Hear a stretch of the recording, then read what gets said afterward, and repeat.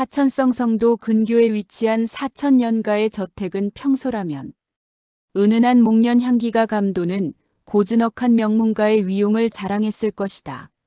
하지만 그해 정월 대보름의 밤은 달빛조차 자취를 감춘 채 불길한 어둠만이 저택의 기와 지붕 위로 낮게 깔려 있었다. 사천연가는 무림의 명가로 이름이 높았으나 그들이 대대로 지켜온 전설의 영물 빙시목의 존재가 화근이 되었다. 천하를 오한으로 물들일 수 있다는 그 보물을 노린 쌍사맹의 칼날은 소리 없이 연가의 담장을 넘었다.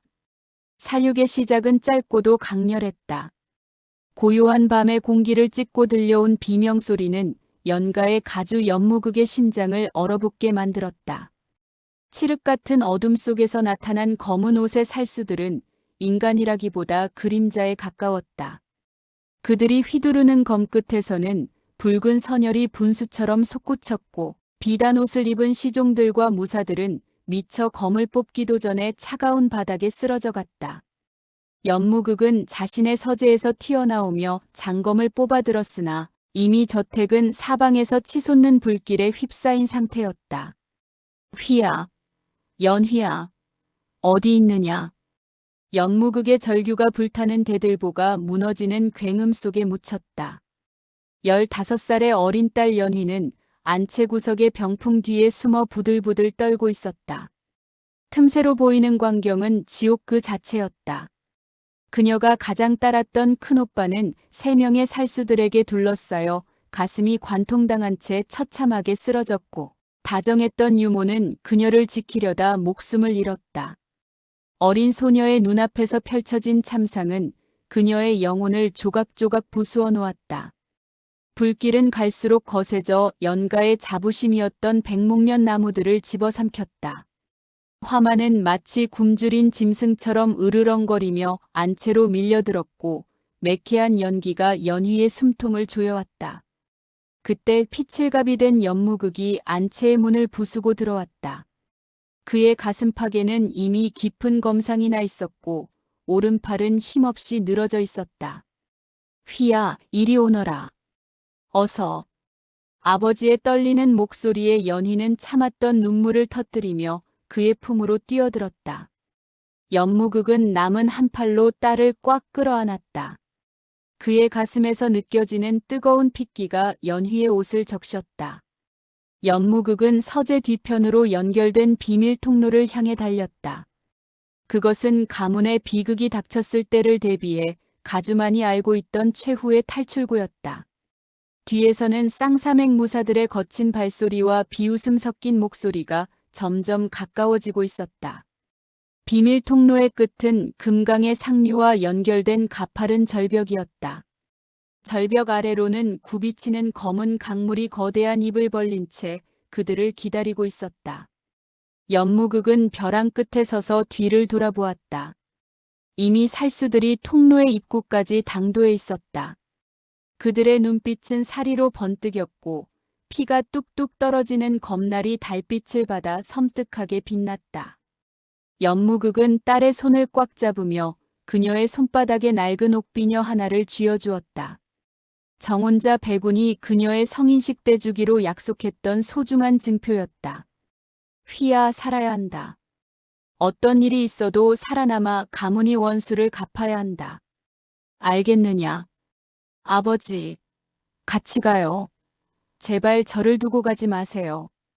연희의 애원에도 불구하고 연무극의 눈빛은 단호했다. 그는 자신이 시간을 버는 동안 딸이라도 살리기 위해 최후의 결단을 내렸다. 연무극은 마지막 내공을 끌어올려 연희의 몸을 강물 위로 밀어냈다. 안 돼. 연희의 비명이 허공에 흩어지는 순간 그녀의 몸은 차가운 강물 속으로 빨려 들어갔다. 수면 위로 멀어지는 아버지의 뒷모습에는 수십 자루의 칼날이 박히고 있었다. 그것이 연희가 본 아버지의 마지막 모습이었다. 강물은 무정하게도 어린 소녀의 몸을 휩쓸고 내려갔다. 차가운 물살이 폐 속으로 밀려 들어올 때마다 연희는 죽음의 공포를 느꼈다. 하지만 손바닥을 파고드는 옥비녀의 날카로운 감촉이 그녀의 의식을 깨웠다. 증오였다. 자신의 가문을 불태우고 아버지를 도륙한 그자들을 향한 들끓는 증오가 차가운 물속에서도 그녀를 버티게 했다. 정신을 잃어가는 와중에도 연희는 다짐했다. 만약 신이 있다면, 아니 악마가 있다면 자신에게 그들을 멸할 힘을 달라고. 얼마나 흘렀을까. 강물에 휩쓸려 하류로 내려가던 연희의 몸은 기이하게도 물살의 흐름이 정지된 듯한 고요한 연못 안으로 흘러들어갔다. 그곳은 금강의 암천을 따라 이어진 지도에도 표기되지 않은 은밀한 동굴의 입구였다. 연희의 몸은 차가운 바위 틈에 걸렸고 그녀는 희미한 의식 속에서 동굴 내부에서 흘러나오는 신비로운 청백색의 빛을 보았다. 그것은 세상의 모든 온기를 거부하는 절대적인 냉기의 부름이었다. 정신을 잃은 채 금강의 암천을 떠돌던 연희의 가녀린 육신이 멈춰 선 곳은 인간의 지혜로는 도저히 닿을 수 없는 태고의 신비를 간직한 만년빙굴의 심장부였다. 연희가 서서히 눈을 떴을 때 그녀의 망막에 가장 먼저 맺힌 것은 이 세상의 것이라 믿기지 않는 청백색의 영롱한 빗물이었다. 무림강호를 찾아주셔서 감사합니다. 이야기 시작 전에 구독과 좋아요를 눌러주시면 좋은 영상을 만드는데 큰 힘이 될 것 같아요. 구독과 좋아요 부탁드려요. 그리고 영상 제작에 개선해야 할 사항이 있다면 꼭 댓글로 올려주세요. 즐거운 시청 바랍니다. 감사합니다. 동굴의 천장은 수만 년의 세월이 빚어낸 거대한 얼음 종유석들이 마치 신의 칼날처럼 날카롭게 매달려 있었고 바닥에서는 투명한 얼음 기둥들이 대지의 숨결을 형상화하듯 기괴한 모습으로 솟아올랐다. 연희는 덜덜 떨리는 손으로 바닥을 짚었다. 하지만 손바닥에 닿는 감각은 매끄러운 돌이 아니라 살점을 단숨에 뜯어낼 듯 차가운 얼음의 날카로움이었다. 젖은 옷은 이미 그녀의 몸을 옥죄는 얼음 갑옷이 되어 숨을 쉴 때마다 가슴팍을 파고들었다. 그녀가 내뱉는 가느다란 숨결은 공중에 닿자마자 하얀 서리가 되어 흩어졌다. 연희는 본능적으로 자신의 가슴 속에 품은 옥비녀를 더듬었다. 차가운 쇠붙이의 감각이 느껴지자 그녀는 비로소 자신이 아직 죽지 않았음을 그리고 가문을 도륙한 원수들에게 갚아줄 빚이 남아있음을 깨달았다. 그녀는 기어오르듯 몸을 일으켜 동굴 더 깊은 곳 가장 강렬한 빛이 뿜어져 나오는 중앙재단을 향해 나아갔다. 무릎은 이미 깨지고 찢겨 검붉은 피가 흘러나왔으나 그 핏방울마저 얼음 바닥에 닿는 순간 영롱한 붉은 보석처럼 굳어버렸다. 고통은 이미 감각의 임계점을 넘어섰다. 폐부 깊숙이 밀려드는 극독과도 같은 냉기는 그녀의 장기를 하나하나 얼려 정지시키려 했다. 그때 제단 위의 빗무리 속에서 한 노인의 형상이 드러났다. 그것은 살아있는 생명체가 아니었다. 수백 년 전 무림을 오한으로 몰아넣고 사라졌던 전설의 고수, 북해빅마에 박제된 유해였다. 노인은 투명한 만년빙 속에 가부좌를 튼 채 앉아 있었는데 그의 눈동자에는 여전히 서슬퍼런 안광이 머물러 있는 듯한 착각을 불러일으켰다. 노인의 유해 주변으로는 보이지 않는 기운의 소용돌이가 치고 있었고 연희가 그 반경 안으로 들어서는 순간 거대한 의념의 파동이 그녀의 뇌리를 강타했다.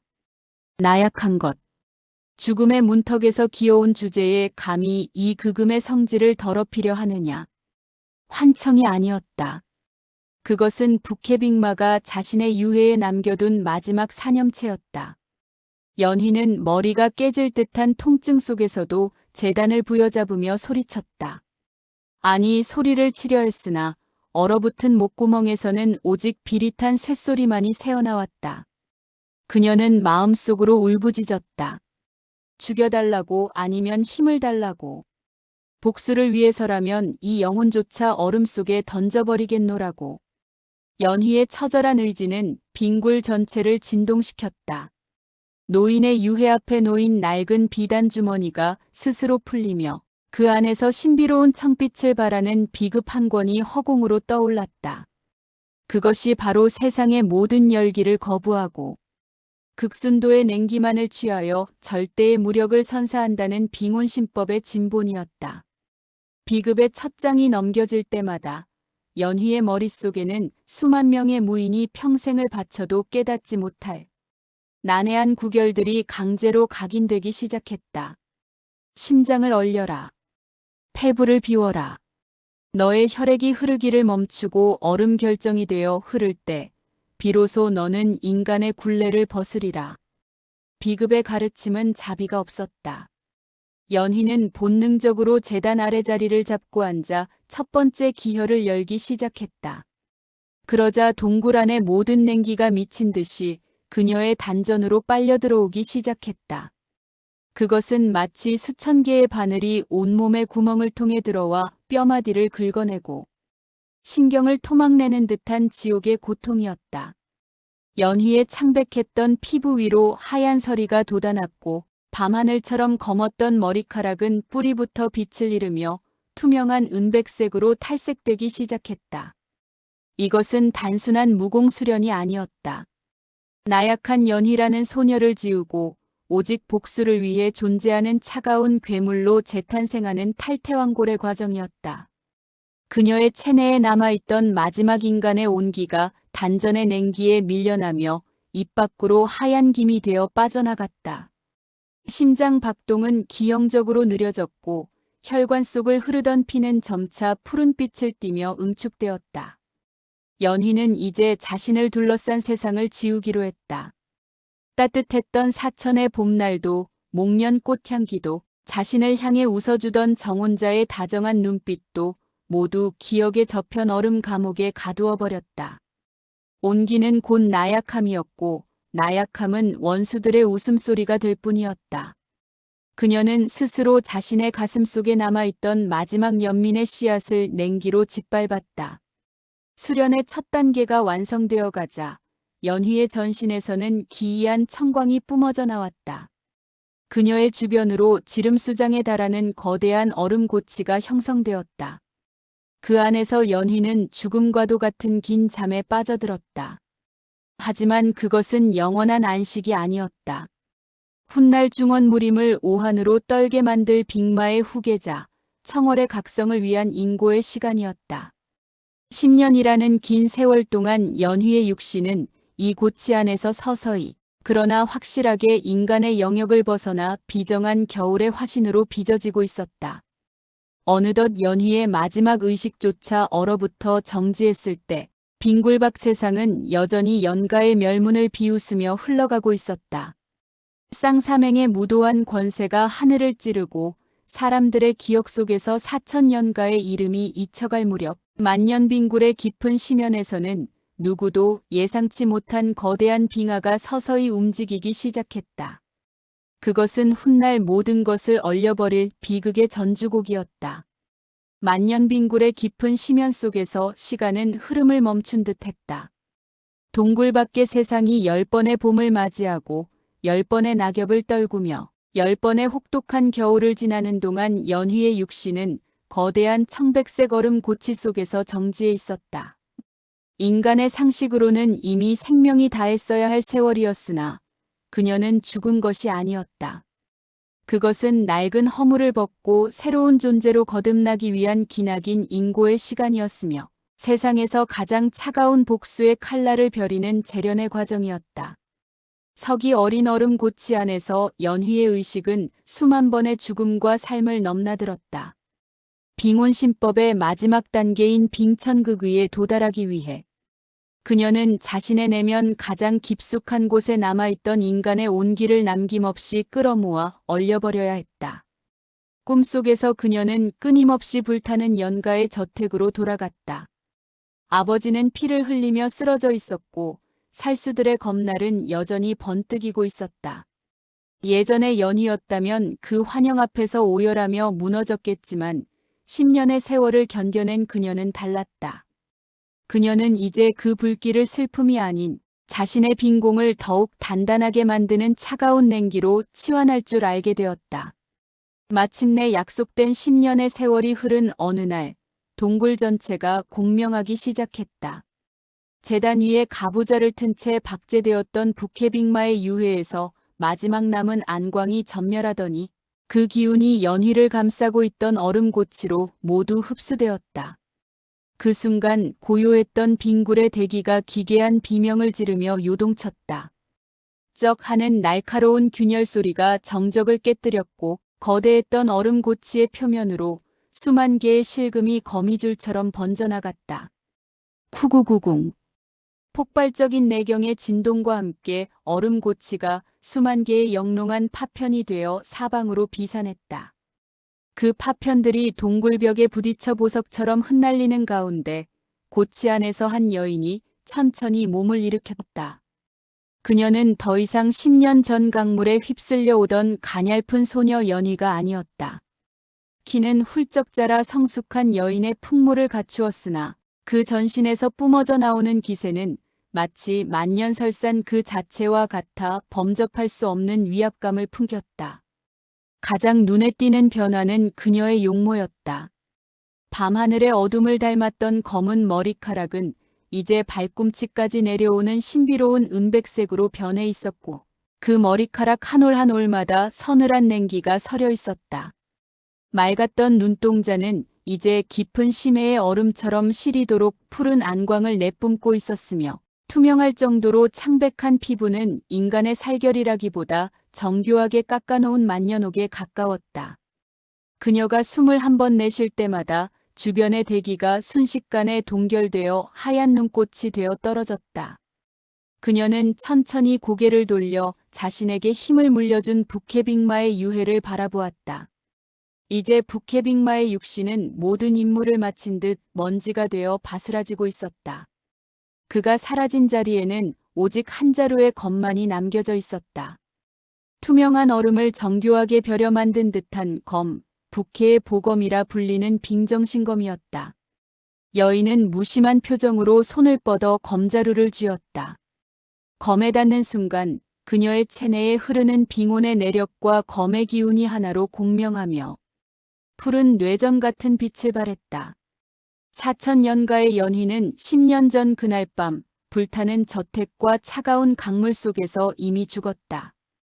그녀의 목소리는 예전의 청아함을 잃고 대지를 울리는 서늘한 바람 소리처럼 낮고 묵직하게 변해 있었다.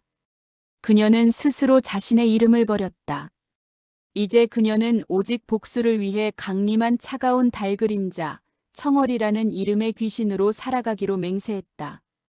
그녀는 품속에서 이제는 형태조차 알아보기 힘들 만큼 낡고 녹슨 옥비녀를 꺼내들었다.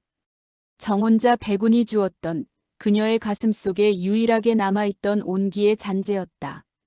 청월은 그 비녀를 잠시 응시하다가 손바닥에 힘을 주었다.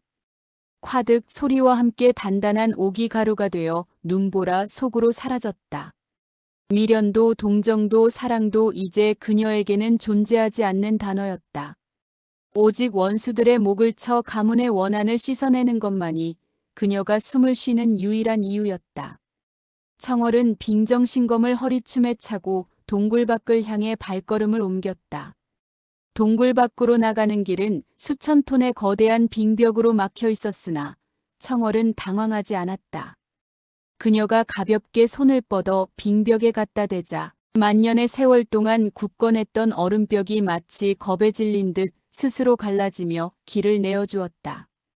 10년 만에 마주한 바깥 세상은 미친 듯한 눈보라가 몰아치는 설산의 정상이 도사리고 있었다. 하지만 청월은 더 이상 추위를 느끼지 못했다.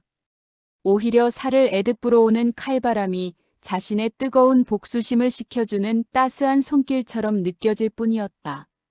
설산의 정상에 선 청월의 은발이 깃발처럼 휘날렸다. 그녀의 발치 아래로 광활한 중원의 대지가 끝없이 펼쳐져 있었다. 저 멀리 남쪽 인간들의 욕망과 사리가 들끓는 강호. 어딘가에 가문을 멸망시킨 쌍사맹의 무리들이 여전히 권세를 누리며 살아가고 있을 것이다.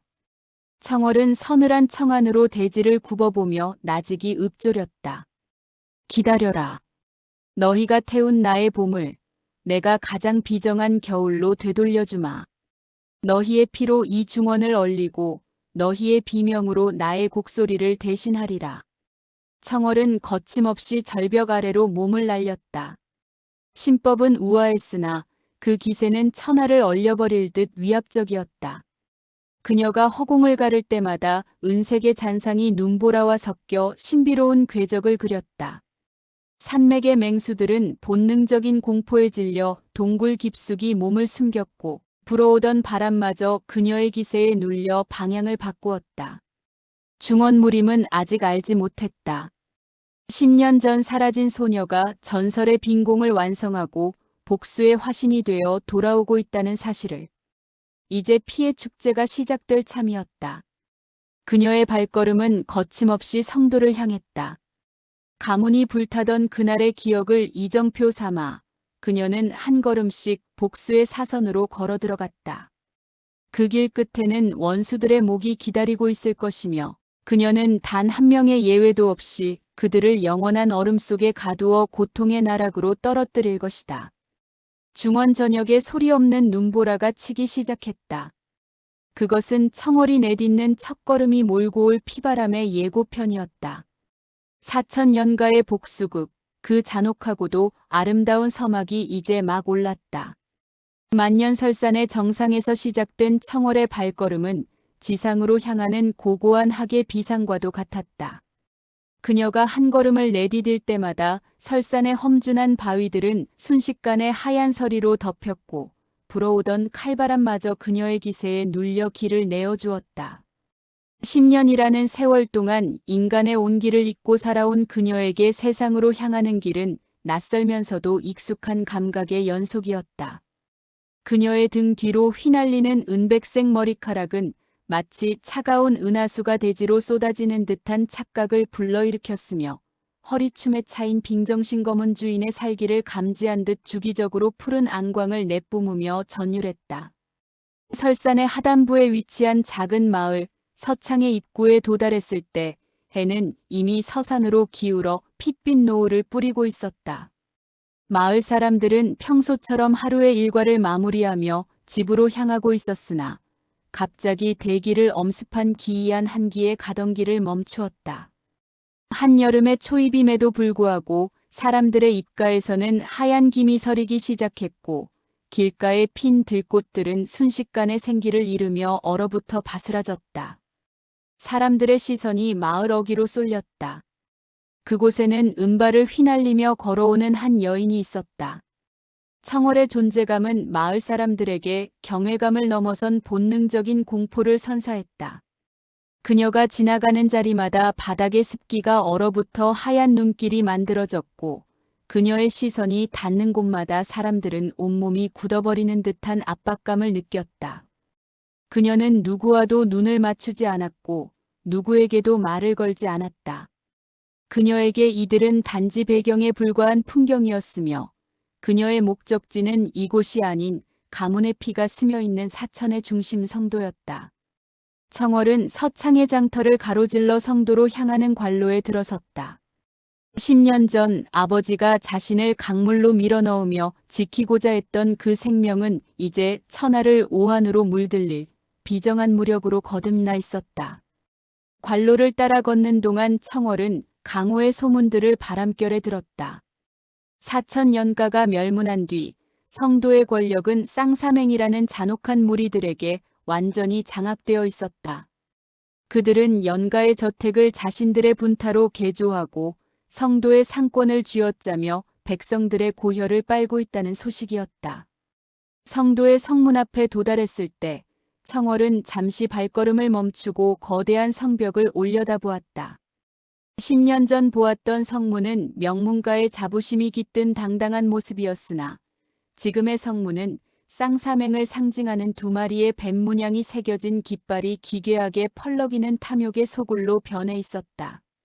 성문을 지키는 무사들은 거만하게 고개를 쳐든 채 입성하는 사람들을 위협하고 있었다. 청월이 성문 안으로 발을 들이려 하자 험상궂은 인상의 무사둘이 가로막아 섰다. 멈춰라. 이 해괴한 은발의 여인은 누구냐? 보아하니 정파의 첩자거나 사파의 요물 같은데 몸수색부터 받아야겠군. 무사의 비열한 웃음소리가 공기를 갈랐으나 청월의 눈동자에는 아무런 변화도 없었다. 그녀는 그저 무심한 시선으로 그들을 바라보았다. 그 순간 무사들은 자신의 심장이 얼음 송곳에 찔리는 듯한 지독한 냉기를 느꼈다. 말을 내뱉던 무사의 입술이 순식간에 파랗게 질리며 달달 떨리기 시작했고 그가 쥐고 있던 창자루에는 하얀 서리가 내려앉아 손바닥에 달라붙었다. 청월은 그들을 지나쳐 성 안으로 걸어 들어갔다. 무사들은 소리를 지르려 했으나 목소리가 나오지 않았고 그녀가 멀어진 뒤에도 한동안 그 자리에 석상처럼 굳어 있어야 했다. 성도의 내부는 더욱 참혹했다. 화려했던 거리는 쌍사맹 무사들의 횡포로 활기를 잃었고 길가에는 굶주린 백성들이 고개를 숙인 채 죽음만을 기다리고 있었다. 청월은 그 풍경을 지나쳐 익숙한 길로 향했다. 한때 4,000년가의 웅장한 저택이 자리 잡고 있었던 그곳이었다. 저택에 가까워질수록 청월의 단전에서는 억눌려 있던 살기가 소용돌이치기 시작했다. 마침내 도착한 연가의 옛터. 그곳에는 더 이상 향기로운 목련나무도 인자한 웃음이 가득했던 대문도 없었다. 대신 그 자리에는 검은 석재로 쌓아 올린 쌍사맹 4,000분타의 거대한 요새가 들어서 있었다. 연가의 비극을 비웃기라도 하듯 그들은 가문의 정원이 있던 자리에 연무장을 만들고 살수들을 훈련시키고 있었다. 청월은 요새의 정문을 말없이 응시했다. 10년 전 그날 밤의 비명소리와 피 비린내가 환청처럼 들려왔다. 사라진 것은 형태뿐이구나. 원한은 여전히 이 땅 밑바닥에서 피눈물을 흘리고 있다. 청월의 낮은 읍조림과 함께 그녀의 발치에서부터 푸른 냉기가 거미줄처럼 뻗어나가 요새의 정문을 덮쳤다. 거대한 철문의 경첩이 비명을 지르며 얼어붙었고 요새 주변을 순찰하던 무사들은 이유를 알 수 없는 오한에 몸을 떨었다. 청월은 품속에서 옥비녀를 가루로 만들고 남은 작은 은색 조각 하나를 꺼내 바닥에 떨어뜨렸다. 그것은 4,000년가가 돌아왔음을 알리는 선전포고이자 오늘 밤 이 요새가 거대한 얼음 무덤이 될 것임을 예고하는 죽음의 표식이었다. 그녀는 요새 맞은편의 낡은 주루로 향했다. 성도에서의 첫날 밤, 그녀는 서두르지 않을 것이다. 공포는 천천히 스며들 때 가장 치명적인 법이었다. 그녀는 원수들이 가장 높은 곳에서 가장 처참하게 무너지는 모습을 지켜볼 준비가 되어 있었다. 청월이 주루의 구석자리에 앉아 창밖의 요새를 바라보자 주루 안의 모든 손님은 자신도 모르게 숨을 죽였다. 은발의 여인이 뿜어내는 기세는 이미 성도의 밤을 비정한 겨울로 물들이고 있었다. 성도의 밤은 깊었으나 쌍사맹 4,000분타의 요새는 대낮처럼 밝은 횃불 아래 탐욕스러운 웃음소리로 가득했다. 연가의 예터 위에 세워진 이 오만한 요새의 주인은 쌍사맹의 삼각주 중 한 명인 혈수독사 조칠이었다. 그는 과거 연가의 멸문 때 가장 앞장서서 검을 휘둘렀던 자로 지금은 사천의 고혈을 짜내어 얻은 금은보화에 파묻혀 승전보를 즐기고 있었다. 요새의 높은 담장 위에는 수십 명의 순찰무사가 삼엄한 경계를 서고 있었지만 그들은 자신들의 머리 위로 죽음의 그림자가 드리우고 있다는 사실을 전혀 눈치채지 못했다. 주루의 창가에 앉아 요새의 움직임을 관찰하던 청월이 천천히 자리에서 일어났다. 그녀가 일어나는 순간 주루 내부의 온도는 급격히 하강하여 손님들이 마시던 술잔 위로 얇은 얼음막이 형성되었다. 청월은 계산을 위해 탁자 위에 은색 조각 하나를 남겨두고 어둠 속으로 사라졌다.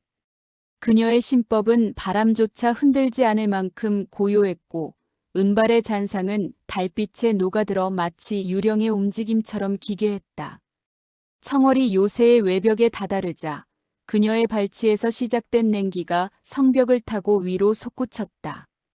돌과 돌 사이의 틈새로 스며든 냉기는 순식간에 팽창하며 견고했던 성벽에 미세한 균열을 일으켰다. 담장 위에서 졸고 있던 무사 하나가 이상한 한기를 느끼며 고개를 숙였을 때 그가 본 것은 지옥에서 올라온 듯한 푸른 안광이었다. 비명을 지를 틈도 없었다. 청월이 가볍게 손을 뻗어 그의 가슴에 갖다 대자 무사의 육신은 비명조차 지르지 못한 채 선체로 얼어붙어 하얀 석상이 되어버렸다. 청월은 얼어붙은 무사의 어깨를 딛고 가볍게 요새 내부로 몸을 날렸다. 그녀가 내려앉은 곳은 과거 연가의 연무장이었던 장소였다. 한때는 정의로운 기계가 넘치던 곳이었으나 이제는 쌍사맹의 살수들이 사륙을 연습하는 피비린내 나는 공간으로 변질되어 있었다. 청월은 허리춤에 빙정신검을 천천히 뽑아들었다. 검신이 드러날 때마다 공기 중의 수분이 얼어붙어 나비날개 같은 눈송이들이 그녀의 주변을 맴돌았다. 누구냐? 감히 이곳이 어디라고 발을 들이는 것이냐? 내실에서 들려오는 소란에 수십 명의 무사가 몰려나왔다. 그들의 중심에는 혈수독사 조칠의 신복인 철권대철이 서 있었다. 대철은 은발을 휘날리는 청월의 모습에 잠시 넋을 잃었으나 이내 그녀가 뿜어내는 심상치 않은 기세에 본능적으로 주먹을 꽉 쥐었다. 그의 주먹은 기공으로 달구어져 붉게 빛났으나 청월이 내딛는 한 걸음마다 그 열기는 허무하게 식어갔다. 이곳에 흐르는 피의 주인들이 너희를 부르고 있다. 청월의 목소리는 낮고 서늘했다. 대철이 고함을 지르며 달려들었다. 그의 거대한 주먹이 청월의 머리를 향해 쇄도했으나 청월은 고개를 살짝 돌려 공격을 피했다. 그녀의 움직임은 물 흐르듯 유려했으나 스쳐 지나가는 자리마다 대철의 옷소매는 차갑게 얼어붙어 바스라졌다. 청월은 빙정신검을 가볍게 휘둘렀다. 그것은 배는 동작이라기보다 허공에 한 폭의 그림을 그리는 듯한 우아한 몸짓이었다. 푸른 검기가 반어령을 그리며 무사들을 덮쳤다. 검기에 닿은 무사들은 상처 하나 입지 않았으나 그 자리에 멈춰서서 부들부들 떨기 시작했다. 그들의 혈관 속에 흐르던 피가 순식간에 얼음 결정이 되어 흐름을 멈춘 것이었다. 고통조차 느끼지 못하는 극강의 냉기 속에서 무사들은 하나둘씩 바닥으로 쓰러졌다. 그들의 몸은 마치 유리병이 깨지듯 차가운 소리를 내며 바닥에 부딪혔다. 대철은 공포에 질려 뒷걸음질 쳤다. 자신의 평생 무공인 열악권이 이토록 무력하게 꺼질 줄은 상상도 못했던 일이었다. 청월은 도망치려는 그의 발목을 향해 검끝을 겨누었다. 바닥을 타고 흐른 빅룡의 기운이 대철의 다리를 감싸 안았고 그는 비명을 지르며 바닥에 처박혔다. 이미 그의 두 다리는 무릎 아래로 감각이 사라진 채 청백색 얼음덩어리로 변해 있었다. 청월은 공포에 질린 대철의 눈을 똑바로 응시했다. 그녀의 푸른 안광은 그의 영혼 깊숙한 곳까지 얼려버릴 듯 차가웠다. 조칠에게 전해라. 4000년가의 망령이 돌아왔다고. 오늘 밤은 경고일 뿐이지만 다음번에는 그의 심장을 만년빙 속에 가두어 영원히 죽지 못하는 고통을 선사하겠다고. 청월은 말을 마치고 등을 돌렸다. 그녀가 지나가는 길 뒤편으로 요새의 중심 정각들이 거대한 고드름에 뒤덮인 채 붕괴하기 시작했다. 비명이 난무하는 요새를 뒤로하고 청월은 다시 한번 달빛 속으로 녹아들었다. 성도의 밤하늘에는 계절에 맞지 않는 하얀 눈이 소리 없이 내리고 있었다. 그것은 성도의 진정한 주인들이 흘리는 피눈물이자 복수의 화신이 세상에 내리는 잔혹한 축복이었다. 요새 내부는 이제 아수라장이 되었다. 살아남은 무사들은 자신들의 동료가 석상처럼 굳어버린 광경을 보며 실성한 듯 웃거나 기절했다. 혈수독사 조칠은 내실에서 이 광경을 지켜보며 생전 처음 느끼는 오한의 몸을 떨었다. 그는 직감했다. 10년 전 자신이 불태웠던 그 불꽃이 이제는 세상을 얼려버릴 거대한 빙하가 되어 자신을 집어삼키러 왔으늘. 청월은 성도의 가장 높은 탑 위에 서서 무너져가는 요새를 내려다보았다. 그녀의 복수는 이제 겨우 첫 단추를 끼웠을 뿐이었다. 그녀는 자신의 은발을 어루만지며 차갑게 미소 지었다. 내일이면 성도 전체가 은발의 마녀에 대한 소문으로 들끓을 것이고 쌍사맹의 무리들은 보이지 않는 공포에 질려 서로를 의심하게 될 것이다. 그것이 그녀가 원하는 진정한 파멸의 시작이었다. 쌍사맹 사천분타의 심장부인 대전은 이제 거대한 얼음 무덤으로 변해가고 있었다. 사방의 벽면은 청월이 뿜어낸 냉기에 침식되어 쩍쩍 갈라지는 비명을 질렀고, 화려했던 비단 병풍들은 서리가 내려앉아 만지면 바스라지는 얼음 조각이 되었다. 그 정적의 중심에서 혈수독사 조칠은 미친 듯이 자신의 내력을 끌어올리고 있었다.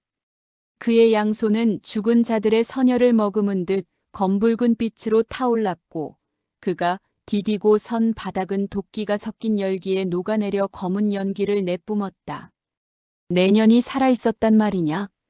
그날 강물에 처박혔던 연가의 똥강아지가 감히 이곳을 다시 찾다니. 조칠의 목소리는 공포를 감추기 위한 바락처럼 거칠게 갈라졌다. 그는 자신의 주무기인 혈사편을 허공에 휘둘렀다.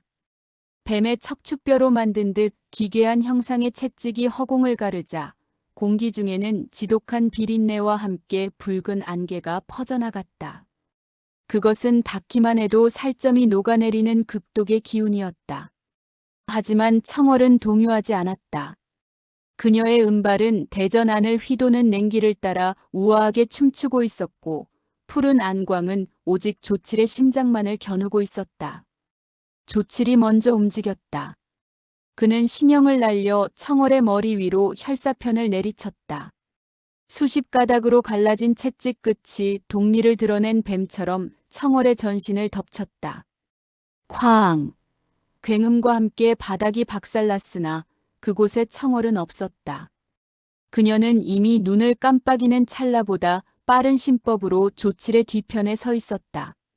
청월이 가볍게 빙정신검을 휘두르자 허공에 흩뿌려진 조칠의 동무가 순식간에 얼어붙어 붉은 모래알처럼 바닥으로 우수수 떨어졌다. 도끼로 범벅된 너의 열기는 나의 얼음을 녹이지 못한다. 청월의 서늘한 일갈과 함께 빙정신검의 검신이 투명하게 빛났다. 빙온신법의 제팔성, 만화빙봉의 초식이 펼쳐졌다.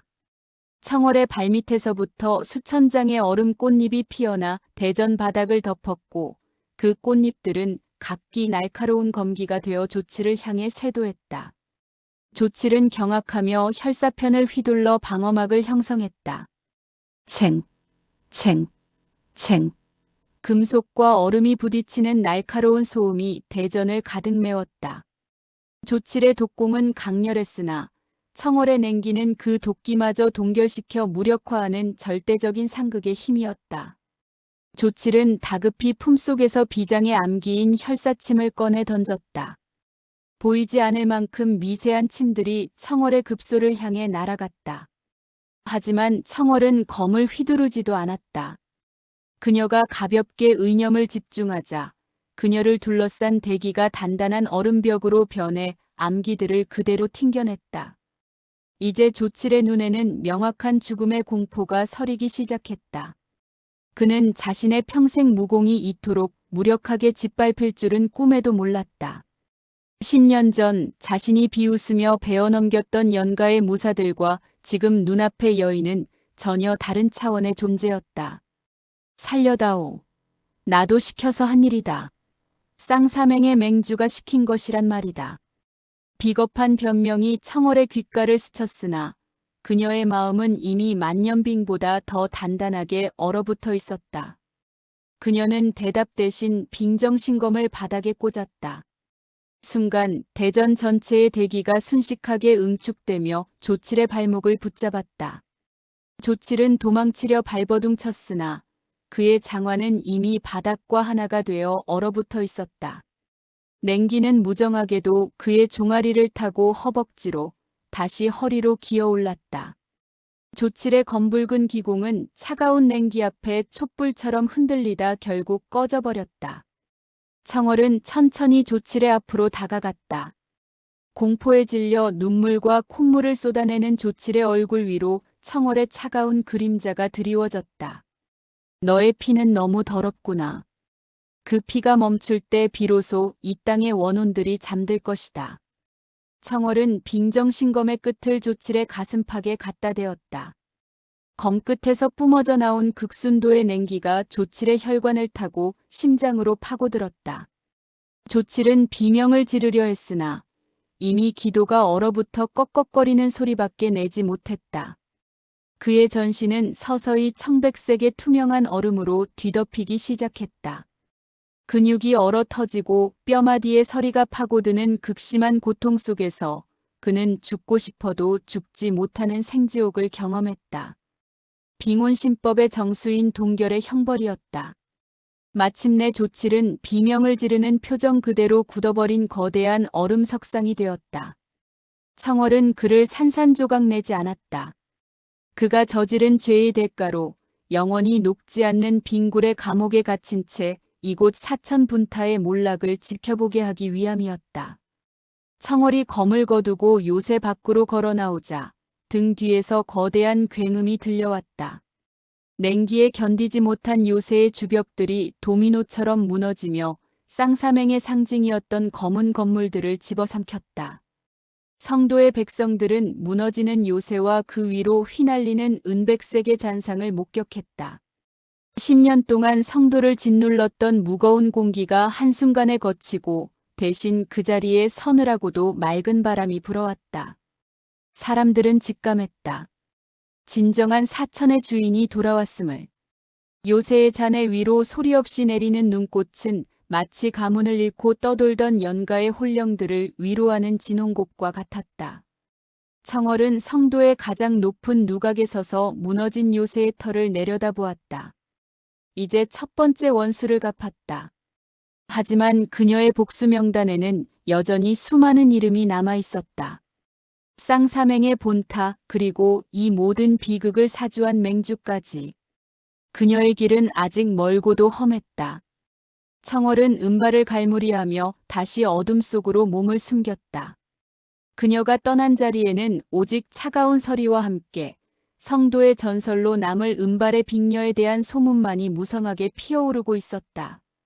성도의 밤을 삼켰던 거대한 빙벽의 소식은 하룻밤 사이에 중원 무림 전역으로 들불처럼 번져나갔다. 쌍사맹의 핵심 거점 중 하나였던 사천분타가 단 한 명의 여인에 의해 괴멸되었다는 사실은 강호인들에게 경악을 넘어선 공포로 다가왔다. 사람들은 저작거리에서, 주루에서, 그리고 은밀한 문파의 밀실에서 은발의 빅녀를 속삭였다.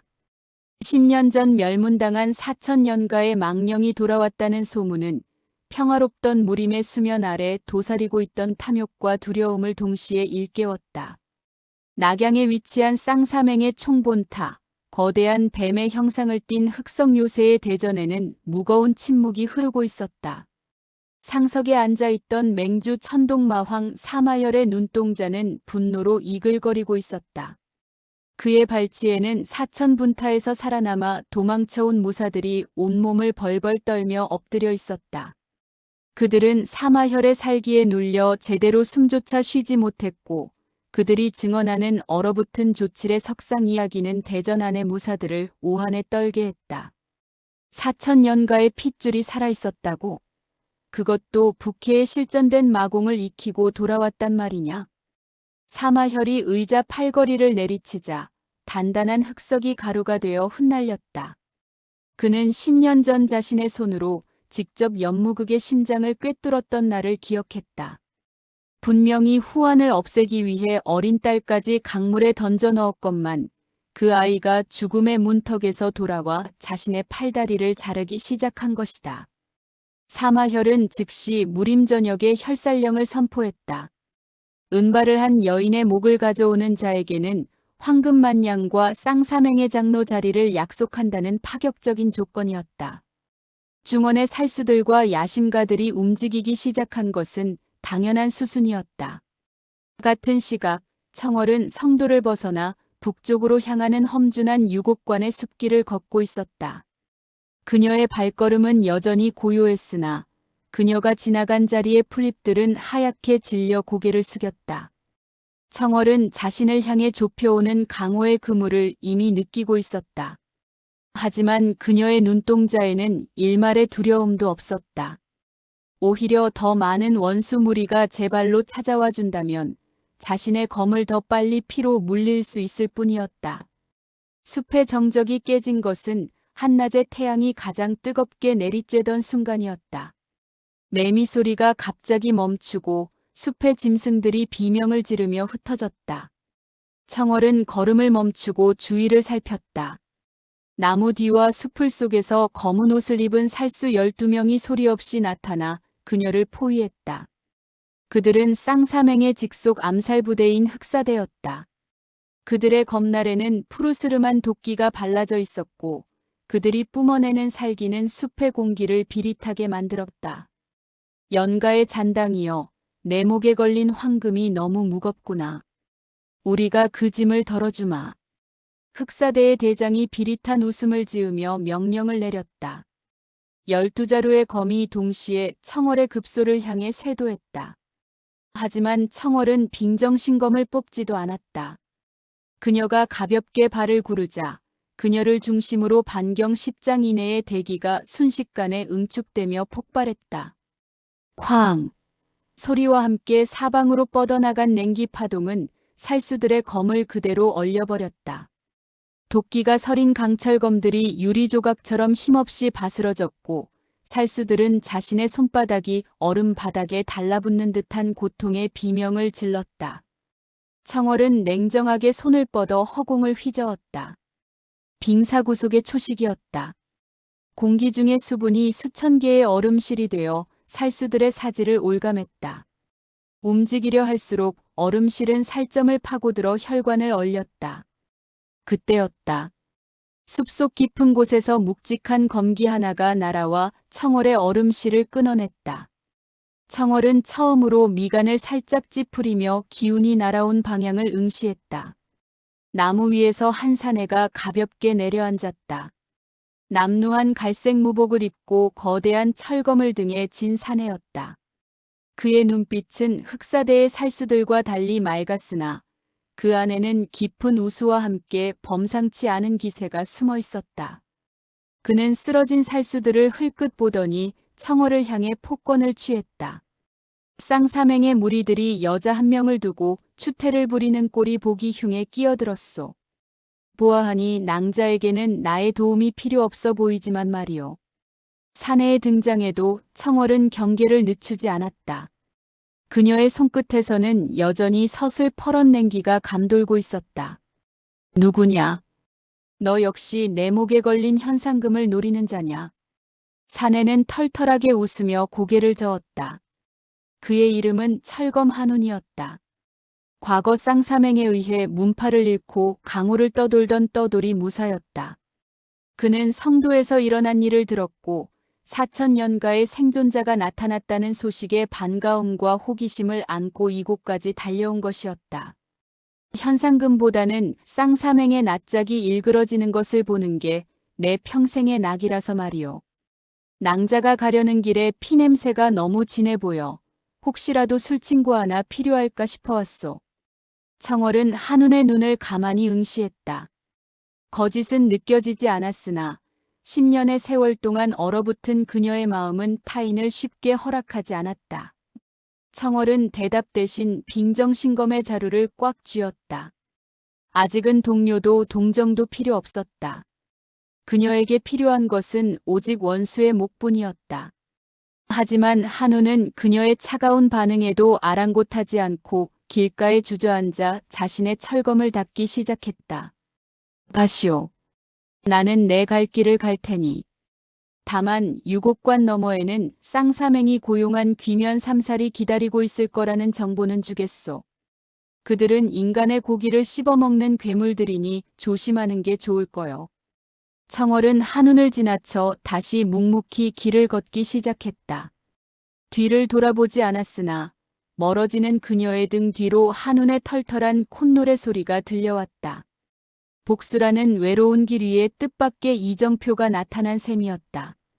청월은 자신의 가슴 속에 박혀있던 차가운 얼음 조각이 아주 미세하게 떨리는 것을 느꼈다. 그것은 10년 만에 처음으로 마주한 인간의 온기였으나 그녀는 이내 그 진동을 냉기로 억눌렀다. 숲길은 더욱 어두워졌고 구름 뒤로 숨은 달은 피처럼 붉은 빛을 토해내고 있었다. 유곡관 너머에서 기다리고 있다는 귀면 삼살, 그리고 그 뒤에 버티고 선 쌍사맹의 본타. 청월의 복수국은 이제 단순한 원한을 넘어 강호 전체의 판도를 흔드는 거대한 폭풍으로 진화하고 있었다. 그녀의 은발이 어둠 속에서 유난히 시리게 빛나고 있었다. 유곡관의 밤은 죽음의 냄새로 가득했다. 깎아지른 듯한 절벽 사이로 불어오는 바람은 마치 억울하게 죽은 홀령들의 곡소리처럼 들렸고 그 길목을 지키고 선 귀면 삼살의 기운은 숲의 생기를 완전히 집어삼키고 있었다.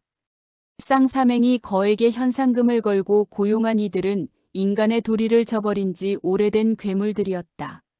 마디인 혈귀는 거대한 도끼를 휘두르며 인육을 즐겼고 둘째인 도끼는 전신에서 지독한 악취를 풍기며 독액을 내뿜었으며 막내인 영귀는 어린아이 같은 몸집으로 그림자 속에 숨어 치명적인 암기를 던졌다.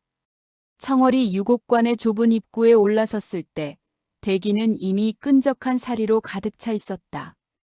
그녀의 은발이 바람에 휘날리며 서늘한 청광을 발산하자 어둠 속에서 세 개의 기괴한 안광이 번뜩였다. 흐흐흐, 저 은발을 보게. 맹주가 말한 그 계집이 분명하군. 그 목을 따기 전에 살점을 조금만 맛봐도 되겠지? 혈귀의 거구 뒤에서 들려오는 음산한 목소리와 함께 지독한 피비린내가 진동했다. 청월은 대답 대신 빙정신검의 자루를 꽉 쥐었다. 그녀를 둘러싼 공기가 순식간에 응축되며 바닥의 흙먼지들이 하얀 서리로 변해 가라앉았다. 그때 그림자 속에서 수백 발의 독침이 비처럼 쏟아졌다. 막내 영귀의 기습이었다. 청월은 신형을 회전시키며 소매를 휘둘렀다. 빙벽수호의 초식이 펼쳐지자 그녀의 주변으로 투명한 얼음막이 형성되어 독침들을 그대로 튕겨냈다. 이런 내 침이 통하지 않다니. 형님, 저 계집 보통이 아니야. 영귀의 외침과 함께 거대한 도끼가 허공을 갈랐다. 혈귀가 땅을 박차고 날아올라 청월의 머리를 내리친 것이다. 쾅! 대지가 비명을 지르며 갈라졌고 거대한 먼지 구름이 일었다. 하지만 청월은 이미 도끼날 위를 딛고 가볍게 허공에 떠 있었다. 그녀의 발끝에서 시작된 냉기가 도끼날을 타고 혈귀의 팔로 급격히 전이되었다. 이게 뭐야? 내 팔이. 혈귀가 경악하며 도끼를 내던졌을 때 그의 팔꿈치까지는 이미 시퍼렇게 얼어붙어 감각을 잃은 상태였다. 그 틈을 타 둘째 도끼가 입을 벌려 녹색의 동물을 뿜어냈다. 닿기만 해도 뼈를 녹이는 부식독이었다. 청월은 공중에서 빙정신검을 길게 그었다. 검 끝에서 뿜어져 나온 만년설의 기운이 동물을 정면으로 맞받아쳤다. 빅룡출해. 거대한 얼음용의 형상을 한 검기가 동물을 집어삼키며 도끼를 향해 돌진했다. 동무는 순식간에 녹색 얼음 결정이 되어 바닥으로 쏟아졌고 도끼는 비명도 지르지 못한 채 자신의 독에 갇혀 얼어붙은 얼음 기둥이 되어버렸다. 동생의 처참한 죽음을 본 혈귀와 영귀는 이성을 잃고 달려들었다. 혈귀의 남은 한 팔이 붉은 기공으로 타올랐고 영귀는 전신을 회전시키며 수천 개의 암기를 한꺼번에 쏟아냈다. 위기의 순간 청월의 뒤편에서 묵직한 철검 하나가 날아와 영귀의 암기들을 모두 쳐냈다. 철검 한운이었다. 그는 어느새 청월의 곁으로 다가와 등을 맞대고 섰다. 나를 따돌리려 해도 소용없소. 이런 재미있는 구경거리를 놓칠 순 없지. 한운의 철검이 웅장한 소리를 내며 혈귀의 도끼와 맞부딪혔다. 콰득 하는 소리와 함께 한운의 철검이 혈귀의 가슴팍을 밀어붙였다. 그 사이 청월은 그림자 속에 숨어있던 영귀의 위치를 파악했다. 그녀가 손가락을 튕기자 영귀가 숨어있던 바위가 순식간에 얼어붙으며 폭발했다.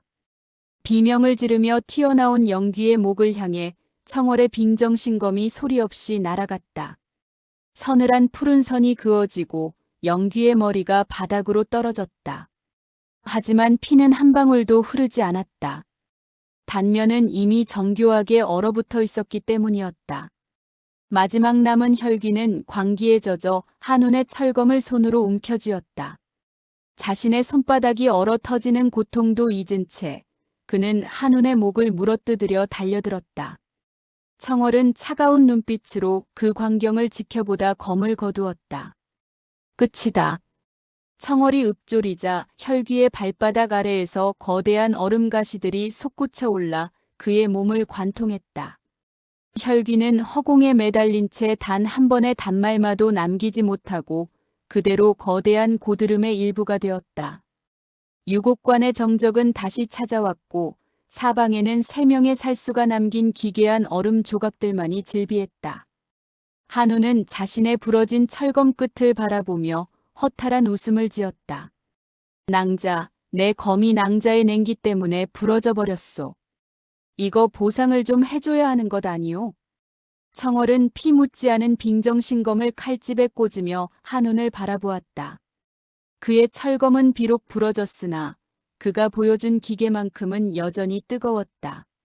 청월은 처음으로 사리를 거둔 채 나직이 입을 열었다. 부러진 검은 다시 벼리면 그만이다. 하지만 목숨은 한번 끊어지면 돌아오지 않지. 왜 나를 도왔나? 한우는 털털하게 머리를 극적이며 대답했다. 말하지 않았소.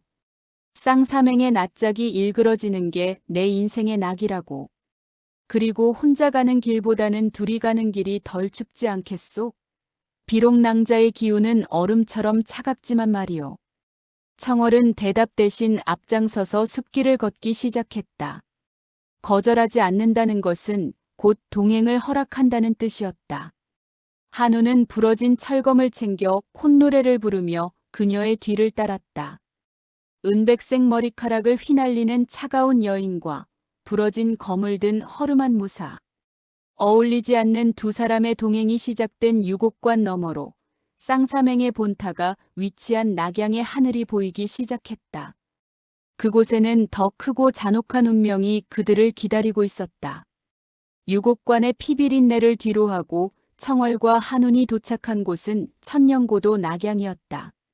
중원의 경제와 무림의 권력이 교차하는 이곳 낙양은 겉으로는 번화하고 화려한 등불로 가득했으나 그 이면에는 쌍사맹이라는 거대한 독사가 따리를 틀고 모든 질서를 집어삼키고 있었다.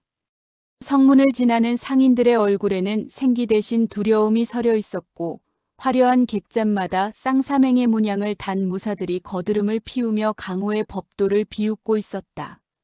청월은 낙양의 북적이는 인파 속에서도 유독 이질적인 존재감을 내뿜었다. 그녀의 은발을 가리기 위해 깊게 눌러쓴 삿갓 아래로 시리도록 푸른 안광이 번뜩였고 그녀가 딛는 보폭마다 대지는 소리 없이 얼어붙어 하얀 결정체를 남겼다. 곁을 지키는 한우는 부러진 철검을 대충 천으로 감싸 등에 진 채 특유의 능청스러운 미소를 짓고 있었지만 그의 손동작 하나하나에는 언제든 검기를 뽑아낼 준비가 되어 있는 고수의 기민함이 서려 있었다. 낭자, 저기 보이는 거대한 흑석 건물이 바로 쌍사맹의 총본타인 천동마궁이요. 사마혈이 저 안에서 낭자의 목을 가져올 자들을 독촉하고 있겠지. 분위기를 보니 낙양의 술값이 벌써 배로 뛴 것 같소만. 한운의 농담에도 청월은 시선을 돌리지 않았다. 그녀의 시선은 낙양신의 한복판에 우뚝 솟은 천동마궁의 첨탑에 고정되어 있었다. 10년 전 자신의 가문을 도륙하고 아버지를 살해한 만악의 근원이 바로 저곳에 있었다.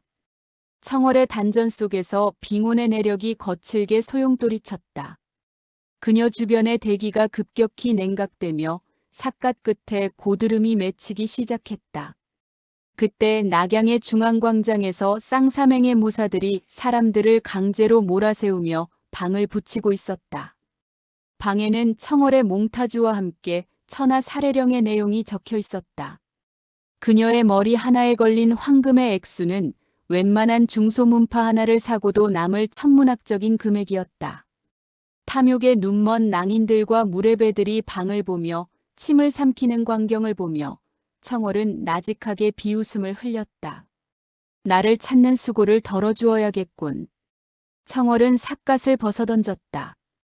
은백색 머리카락이 낙양의 밤바람에 폭포처럼 휘날리자 주변의 공기가 비명을 지르듯 동결되기 시작했다.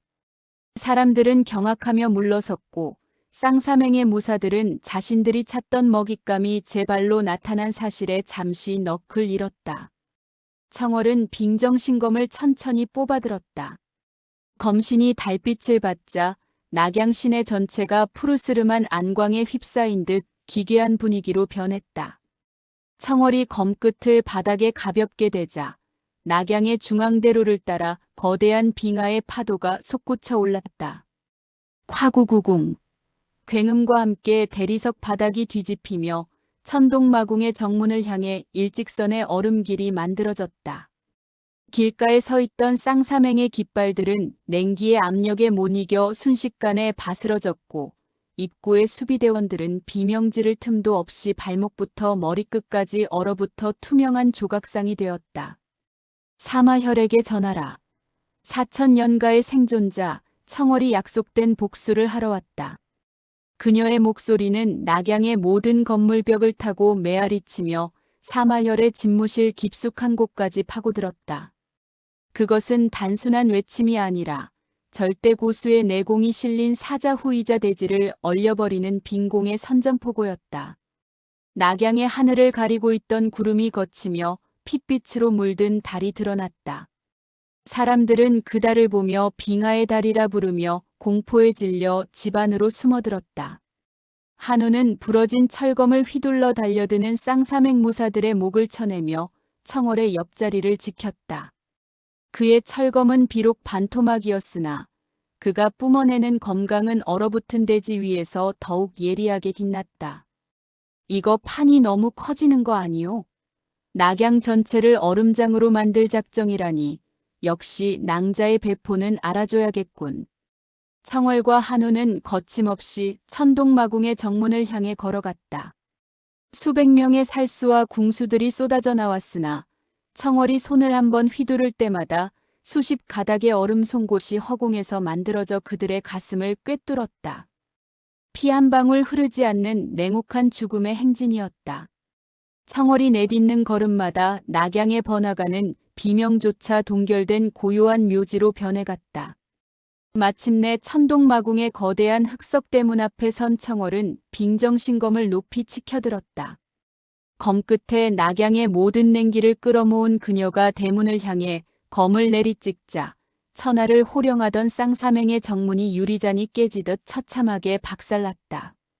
부서진 돌가루들마저 공중에서 눈꽃이 되어 흩날리는 가운데 연기 속에서 사마열의 사악한 웃음소리가 들려왔다. 대전 내부에서는 수천 개의 촛불이 일제히 꺼지며 지독한 동무가 밀려나오고 있었다. 청월은 그 동무 속으로 망설임 없이 발을 들였다. 10년 전에 연희는 이곳에서 죽었으나 지금의 청월은 이곳을 무덤으로 만들기 위해 돌아왔다.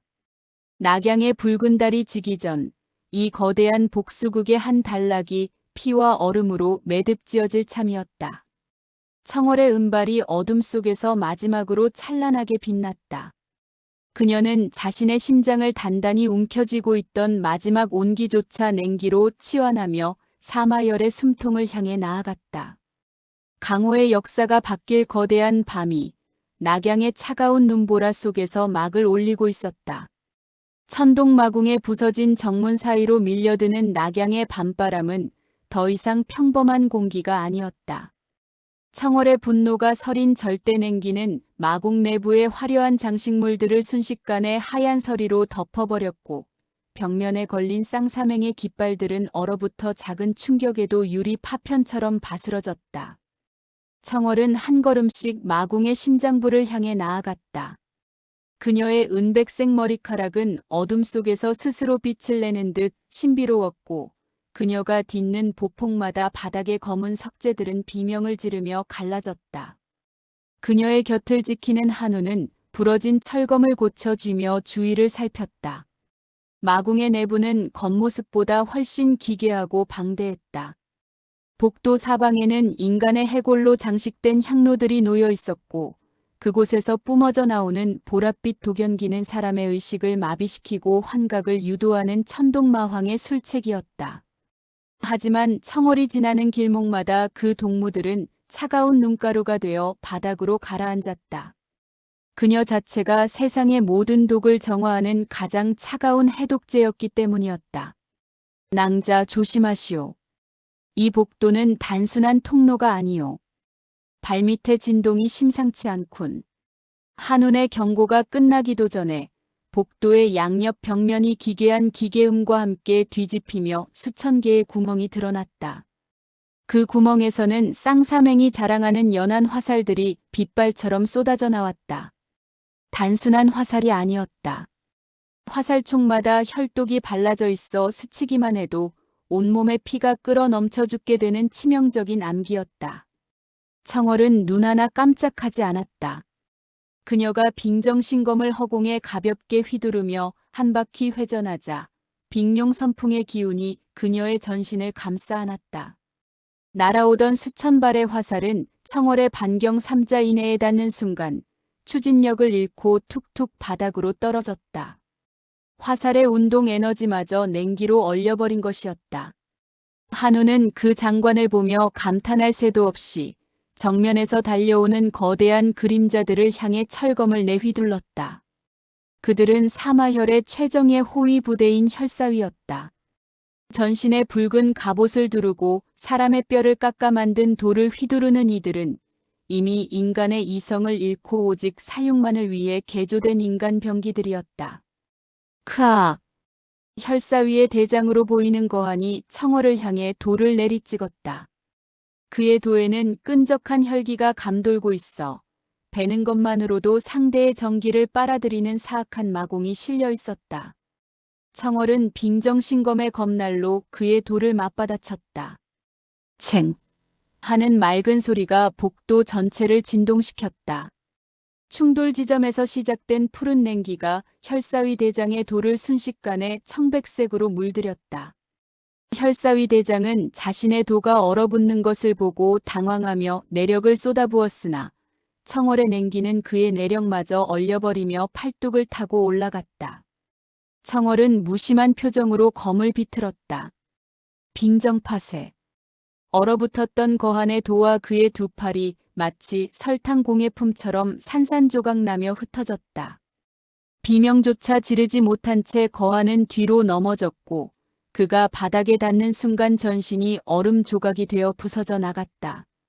죽음을 두려워하지 않는다고 했나? 그렇다면 영원한 정지 속에서 너희의 주군이 몰락하는 것을 지켜보아라. 청월의 목소리는 지하 감옥에서 올라온 한풍처럼 서늘했다. 남은 혈사위들이 사방에서 포위망을 좁혀오자 청월은 빙정신검을 바닥에 꽂으며 빙온신법의 비기 중 하나인 절대영도의 영역을 펼쳤다. 순간적으로 마궁의 복도 전체가 청백색의 빛으로 가득 찼고 달려들던 혈사위 12명은 각기 다른 공격 자세 그대로 허공에서 정지했다. 그들의 눈동자에는 찰나의 공포가 서려 있었으나 이미 심장까지 얼어붙은 그들에게는 어떠한 온기도 남아있지 않았다. 한우는 이 압도적인 광경을 보며 부러진 철검으로 자신의 머리를 극적였다. 그는 청월이 보여주는 무공이 무림의 상식을 이미 초월했음을 다시 한번 절감했다. 명문가의 규수였던 연희가 10년 만에 이런 괴물이 되어 돌아오기까지 그 부캐의 빙굴에서 얼마나 처절한 고통을 견뎠을지 짐작조차 할 수 없었다. 그는 연민 섞인 눈빛으로 청월의 뒷모습을 바라보다가 다시 경계의 태세를 갖추었다. 혈사위의 전멸과 함께 복도의 끝에서 거대한 성문이 열렸다. 그곳에서 흘러나오는 기운은 지금까지 마주했던 적들과는 차원이 다른 압도적인 살기와 도끼였다.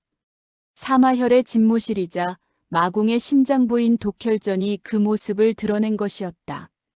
정각 내부에는 수백 개의 촛불이 핏빛으로 타오르고 있었고 거대한 뱀의 형상을 한 옥좌 위에 천동마황 사마혈이 비스듬히 앉아 청월을 기다리고 있었다.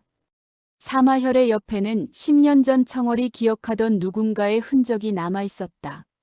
4000년가의 가주이자 그녀의 아버지였던 연무극에 부러진 검 그리고 가문의 인장이 조롱하듯 그의 발치에 놓여 있었다. 청월의 청안이 분노로 가늘게 떨렸다. 그녀의 주변으로 눈보라가 치기 시작했고 마궁의 천장에서는 거대한 고드름들이 떨어져 바닥을 박살냈다. 왔느냐? 강물 속으로 사라졌던 연가의 어린 망령이여. 사마혈의 목소리는 마치 수천 마리의 뱀이 따리를 트는 듯한 기분 나쁜 마찰음을 내며 공간을 메웠다. 그는 옥좌에서 천천히 몸을 일으켰다. 그의 전신에서는 검보랏빛 동무가 폭포처럼 쏟아져 내려 바닥의 얼음을 녹이기 시작했다. 열기와 냉기, 도끼와 전기가 충돌하는 마궁의 심장부에서 10년을 이어온 피의 원한이 마침내 폭발하기 직전이었다. 청월은 빙정신검을 천천히 들어 사마혈의 목을 겨누었다. 그녀의 은발이 광기 어린 냉풍에 휩싸여 하늘로 치솟았고 그녀의 발밑에서는 낙양 전체를 무너뜨릴 법한 거대한 빙하의 기운이 꿈틀거리기 시작했다. 복수의 마지막 장을 장식할 대결이 이제 단 한 걸음만을 남겨두고 있었다. 독혈전 내부의 대기는 이미 인간이 숨을 쉴 수 없는 죽음의 영역으로 변해 있었다. 사마혈의 전신에서 뿜어져 나오는 검보랏빛 동무는 바닥의 돌들을 부식시키며 치익 소리와 함께 매캐한 연기를 내뿜었고 청월이 내뿜는 서슬 퍼런 냉기는 그 동무가 확산되지 못하도록 공중에서 얼려버리며 하얀 서리꽃을 피워냈다. 열기와 냉기, 생존과 소멸이 교차하는 이 기괴한 공간에서 두 고수는 서로의 기세를 탐색하며 찰나의 침묵을 유지했다. 겨우 10년이다. 그 짧은 세월 동안 북해에 실전된 마공을 완성하다니 연무극의 딸치고는 제법이구나. 하지만 죽은 내 아비가 알면 통곡할 일이 아니냐. 가문의 규수가 인간의 온기를 버리고 괴물이 되어 돌아왔으니 말이다. 사마혈의 비릿한 비웃음이 전가간을 울렸다. 그는 옥좌 옆에 놓여있던 연무극에 부러진 검을 발로 툭 차며 청월의 분노를 자극했다. 청월의 푸른 눈동자가 격렬하게 떨렸다.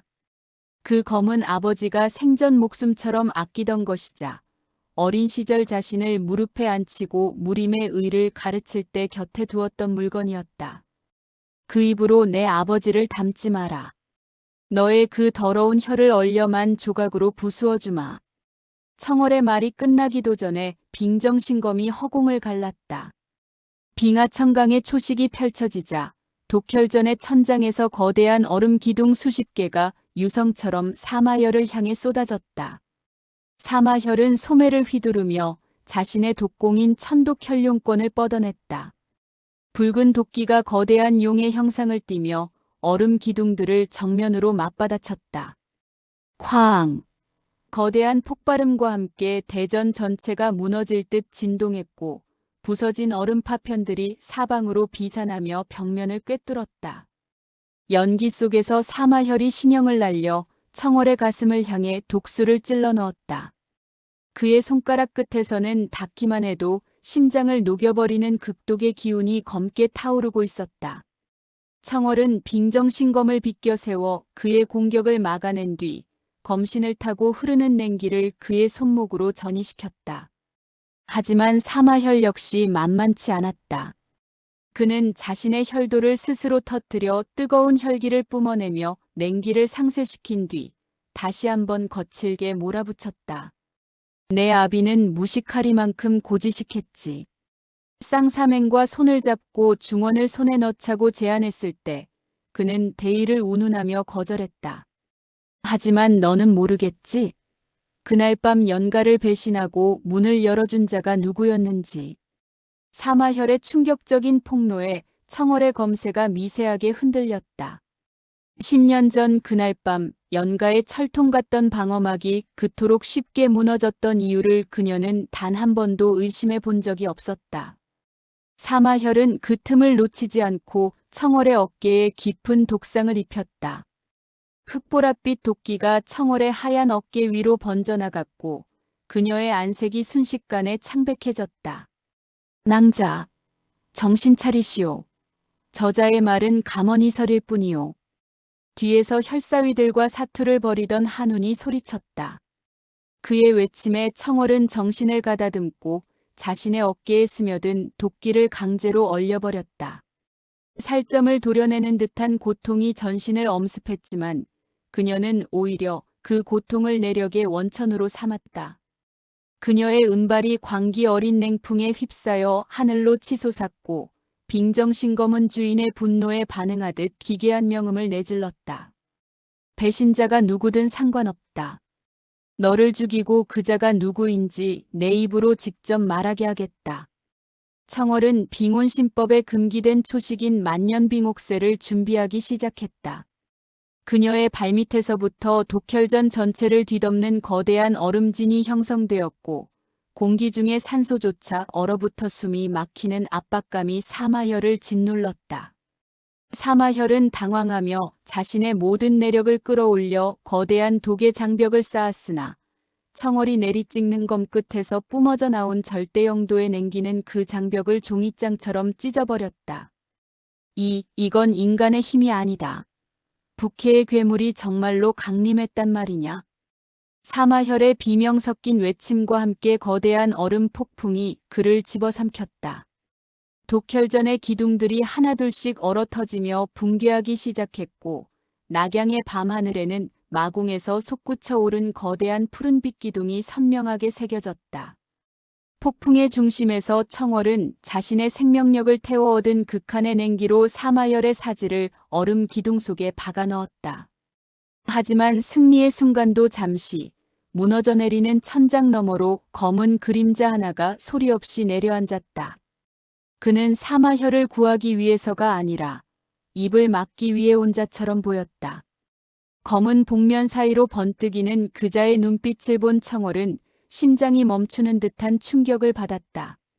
10년 전 가문에서 가장 신뢰받았던 인물, 그리고 자신이 정혼자라고 믿었던 백운의 눈빛과 너무나도 닮아 있었기 때문이었다. 설마 너였나? 청월의 떨리는 목소리가 무너지는 대전의 굉음 속에 묻혔다. 사마혈은 얼어붙어가는 와중에도 기괴한 웃음을 지으며 검은 그림자를 향해 손을 뻗었다. 하지만 그림자는 무심하게 조칠의 머리를 날려버렸던 것처럼 사마혈의 심장을 단숨에 꿰뚫어버렸다. 진실을 말해줄 유일한 증인이 청월의 눈앞에서 소멸한 것이다. 검은 그림자는 청월을 향해 차가운 시선을 한번 던진 뒤 연기의 구름 속으로 사라졌다. 청월은 그를 쫓으려 했으나 극한의 초식을 펼친 대가로 각혈하며 무릎을 꿇고 말았다. 한운이 달려와 그녀를 부축했지만 청월의 시선은 이미 멀어진 그림자의 궤적에 고정되어 있었다. 복수의 끝이라고 생각했던 낙양의 밤은 이제 더 거대하고 잔혹한 음모의 시작을 알리고 있었다. 성도의 요새보다 수십 배는 거대했던 천동마궁이 굉음과 함께 완전히 붕괴하며 낙양의 대지를 뒤흔들었다. 무너진 잔해 위로 흩날리는 것은 먼지가 아니라 청월의 슬픔과 분노가 빚어낸 하얀 눈송이들이었다. 사마혈은 죽었으나 복수는 끝나지 않았다. 가문의 등에 칼을 꽂았던 진짜 배신자 그리고 그림자 속에서 모든 것을 조종하던 흑막의 실체가 드러나기 시작한 것이다. 청월은 부러진 아버지의 검을 소중히 품에 안았다. 차가운 얼음의 길을 걷던 그녀의 눈가에 처음으로 뜨거운 눈물 한 방울이 맺혔으나 그 눈물마저 뺨을 타고 흐르기도 전에 차가운 얼음 결정이 되어 바닥으로 떨어졌다. 천하를 호령하던 쌍사맹의 심장, 천동마궁은 이제 거대한 먼지 구름과 얼음 파편 속으로 침몰하고 있었다. 청월의 마지막 초식이 남긴 절대 영도의 냉기는 건물의 집안마저 얼려버렸고 지탱할 힘을 잃은 거대한 흑석 기둥들은 연쇄적으로 폭발하며 낙양의 대지를 뒤흔들었다. 무너져 내리는 천장 너머로 사라진 검은 그림자. 그자가 남긴 서늘한 눈빛은 사마혈의 독공보다 더 깊게 청월의 심장을 찔러왔다. 백운, 정말 너였단 말이냐? 청월은 각혈하며 바닥에 쓰러진 채 그림자가 사라진 어둠을 응시했다. 10년 전 가문의 멸문 직전까지 그녀의 곁에서 영원을 약속했던 사내. 아버지가 가장 아끼던 수제자이자 자신에게 옥비녀를 건네며 신부를 맞이하겠노라 맹세했던 그 정혼자가 가문을 팔아넘긴 배신자였다는 의구심은 청월의 영혼을 조각조각 부수어 놓았다. 빙혼신법으로 얼려버렸던 감정의 둑이 터지며 뜨거운 분노와 비릿한 슬픔이 그녀의 내력을 뒤흔들었다. 낭자, 정신 차리시오. 이곳이 완전히 무너지려 하고 있소. 어서 나가야 하오.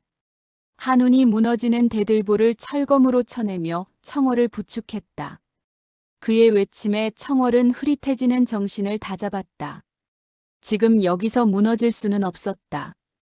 진실을 확인하기 전까지는, 그리고 그자의 목을 직접 치기 전까지는 죽음조차 그녀를 데려갈 수 없었다. 청월은 아버지의 유품인 부러진 검을 품속에 깊이 갈무리하고 한운의 어깨를 의지해 몸을 일으켰다. 두 사람이 마궁의 정문을 향해 달리는 동안 뒤편에서는 사마열이 남긴 독혈들이 얼음과 반응하여 기괴한 가스를 내뿜으며 폭발하고 있었다. 청월은 남은 내력을 쥐어짜 주변에 얇은 냉기 방어막을 형성했다.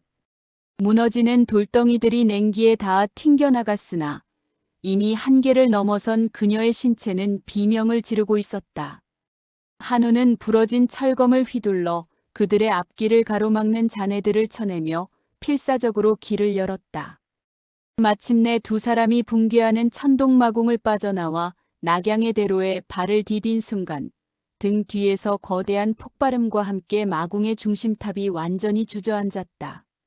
낙양 전체를 뒤덮은 거대한 먼지 폭풍은 달빛마저 가려버렸고 사람들은 이 유례없는 천재지변의 공포를 느끼며 무릎을 꿇었다. 10년 동안 낙양을 지배하던 쌍사맹의 물리적인 권세는 그렇게 하룻밤 사이에 먼지가 되어 사라졌다. 청월은 삭풍이 몰아치는 낙양의 거리에 서서 무너진 잔해를 묵묵히 바라보았다. 그녀의 은발 위로 먼지와 재가 내려앉았으나 그녀가 뿜어내는 서늘한 기운은 그것조차 하얀 눈꽃으로 바꾸어 놓았다. 사마혈은 죽었지만 그가 남긴 배신자라는 단어는 독보다 더 치명적으로 그녀의 뇌리에 박혀 있었다. 만약 배신자가 정말 백운이라면 그는 단순히 가문을 배신한 것을 넘어 지난 10년 동안 그녀가 견뎌온 고통을 비웃고 있었을 것이었다. 한운 형씨, 당신은 알고 있었소? 강호에 흐르는 소문 중에 연가와 백운에 대한 이야기가 있었는지 말이오. 청월의 목조차 냉기에 얼어붙은 듯 무겁게 갈라져 나왔다. 한우는 잠시 침묵하다가 부러진 철검을 바닥에 꽂고 한숨을 내쉬었다. 사실 쌍사맹이 급격히 새를 불릴 때 그들의 책사 역할을 하던 정체불명의 고수가 있다는 소문을 들은 적이 있어. 사람들은 그를 백령이라 불렀지. 누구도 그의 얼굴을 본 적 없으나 그는 연가의 무공과 방어 체계를 꿰뚫고 있었다고 하더군. 나 역시 그 소문이 진실이 아니길 바랐소. 한운의 말은 청월에게 확신이라는 이름의 사형 선고를 내렸다. 청월은 하늘을 우러러보며 나직이 웃음을 터뜨렸다. 하지만 그것은 웃음이 아니라 영혼이 비명을 지르는 소리였다. 그녀의 웃음소리가 커질수록 낙양의 밤하늘에서는 계절을 잊은 폭설이 쏟아지기 시작했다. 그녀의 슬픔이 대기의 수분을 모두 얼려버린 것이었다. 청월은 이제 자신의 모든 온기를 지우기로 했다. 지금까지의 복수가 가문의 원한을 갚기 위한 것이었다면 이제부터의 복수는 배신당한 자신의 삶을 되찾기 위한 전쟁이 될 것이었다. 그녀는 품속에서 아버지의 부러진 검을 꺼내 들고 그 날카로운 단면에 자신의 손가락을 그었다. 선홍빛 피가 얼음처럼 차가운 검신을 적시며 흘러내렸다.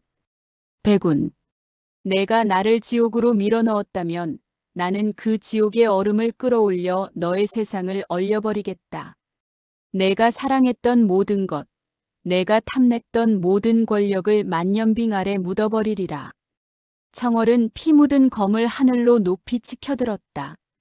그녀의 맹세와 함께 낙양 전역에 불던 폭풍이 멎고 시리도록 투명한 정적이 찾아왔다. 그녀는 이제 더 이상 4000년가의 생존자 연희가 아니었다. 그녀는 오직 배신자의 심장을 얼리기 위해 존재하는 비정한 겨울의 신, 청월빅마로 완전히 거듭난 것이었다. 한우는 그런 그녀의 옆에서 말없이 자신의 남은 철검 끝을 벼렸다. 그는 이 여인의 복수가 어디까지 닿을지, 그리고 그 끝에서 그녀가 마주할 풍경이 무엇일지 알 수 없었다. 하지만 그는 이미 그녀의 시린 눈동자 속에 담긴 진심을 보았고, 부러진 검을 든 동반자로서 그 길을 끝까지 함께하기로 마음먹었다. 두 사람은 무너진 마궁의 제를 뒤로하고 낙양의 서쪽 문을 향해 걸음을 옮겼다. 그곳은 쌍사맹의 배후에 숨은 더 거대한 세력, 천외천의 그림자가 드리운 곳이었다. 낙양의 백성들은 은발의 여인이 지나간 자리에 남겨진 하얀 눈길을 보며 전설의 시작을 예감했다. 밤은 깊었으나 청월의 눈동자는 그 어느 때보다 선명하게 빛나고 있었다. 사마혈의 죽음은 서막에 불과했다. 이제 그녀는 강호의 심장부로 더 깊숙이 파고들어 화려한 무대 뒤에서 시를 조종하는 배신자의 목을 겨눌 것이다. 눈보라는 더욱 거세졌고 청월의 그림자는 달빛을 받아 길게 늘어지며 다음 복수의 무대를 향해 뻗어나갔다. 천동마궁이 무너진 낙양의 폐허 위로 열흘간의 밤이 지났다. 쌍사맹의 몰락은 중원무림의 판도를 뒤흔드는 대격변이었으나 그 거대한 폭풍의 중심에 서 있던 청월의 마음은 여전히 시리도록 차가운 겨울이었다. 사마혈이 죽기 직전 남긴 말과 낙양을 빠져나가던 그 검은 그림자. 청월은 그 잔영이 자신의 기억 속에 박힌 정혼자 배군의 모습과 겹쳐질 때마다 심장이 얼어붙는 듯한 고통을 느꼈다. 청월과 한우는 낙양 서쪽 험준한 산세가 첩첩이 쌓인 귀공령의 입구에 도달했다. 이곳은 예부터 기괴한 안개가 자욱하여 한번 들어가면 살아서 나오기 힘들다는 죽음의 땅이었으나 한운이 입수한 정보에 따르면 쌍사맹의 배후이자 중원을 실질적으로 지배하려 드는 비밀 조직 천회천의 거점이 이 근처에 숨겨져 있었다. 낭자, 이곳의 안개는 단순히 기상현상이 아니오. 고도의 진법이 가미된 미혼진이니 내 기운을 놓치지 말고 따라오시오. 한운의 경고처럼 귀공령의 안개는 끈적한 질감을 띠며 청월의 피부를 파고들었다.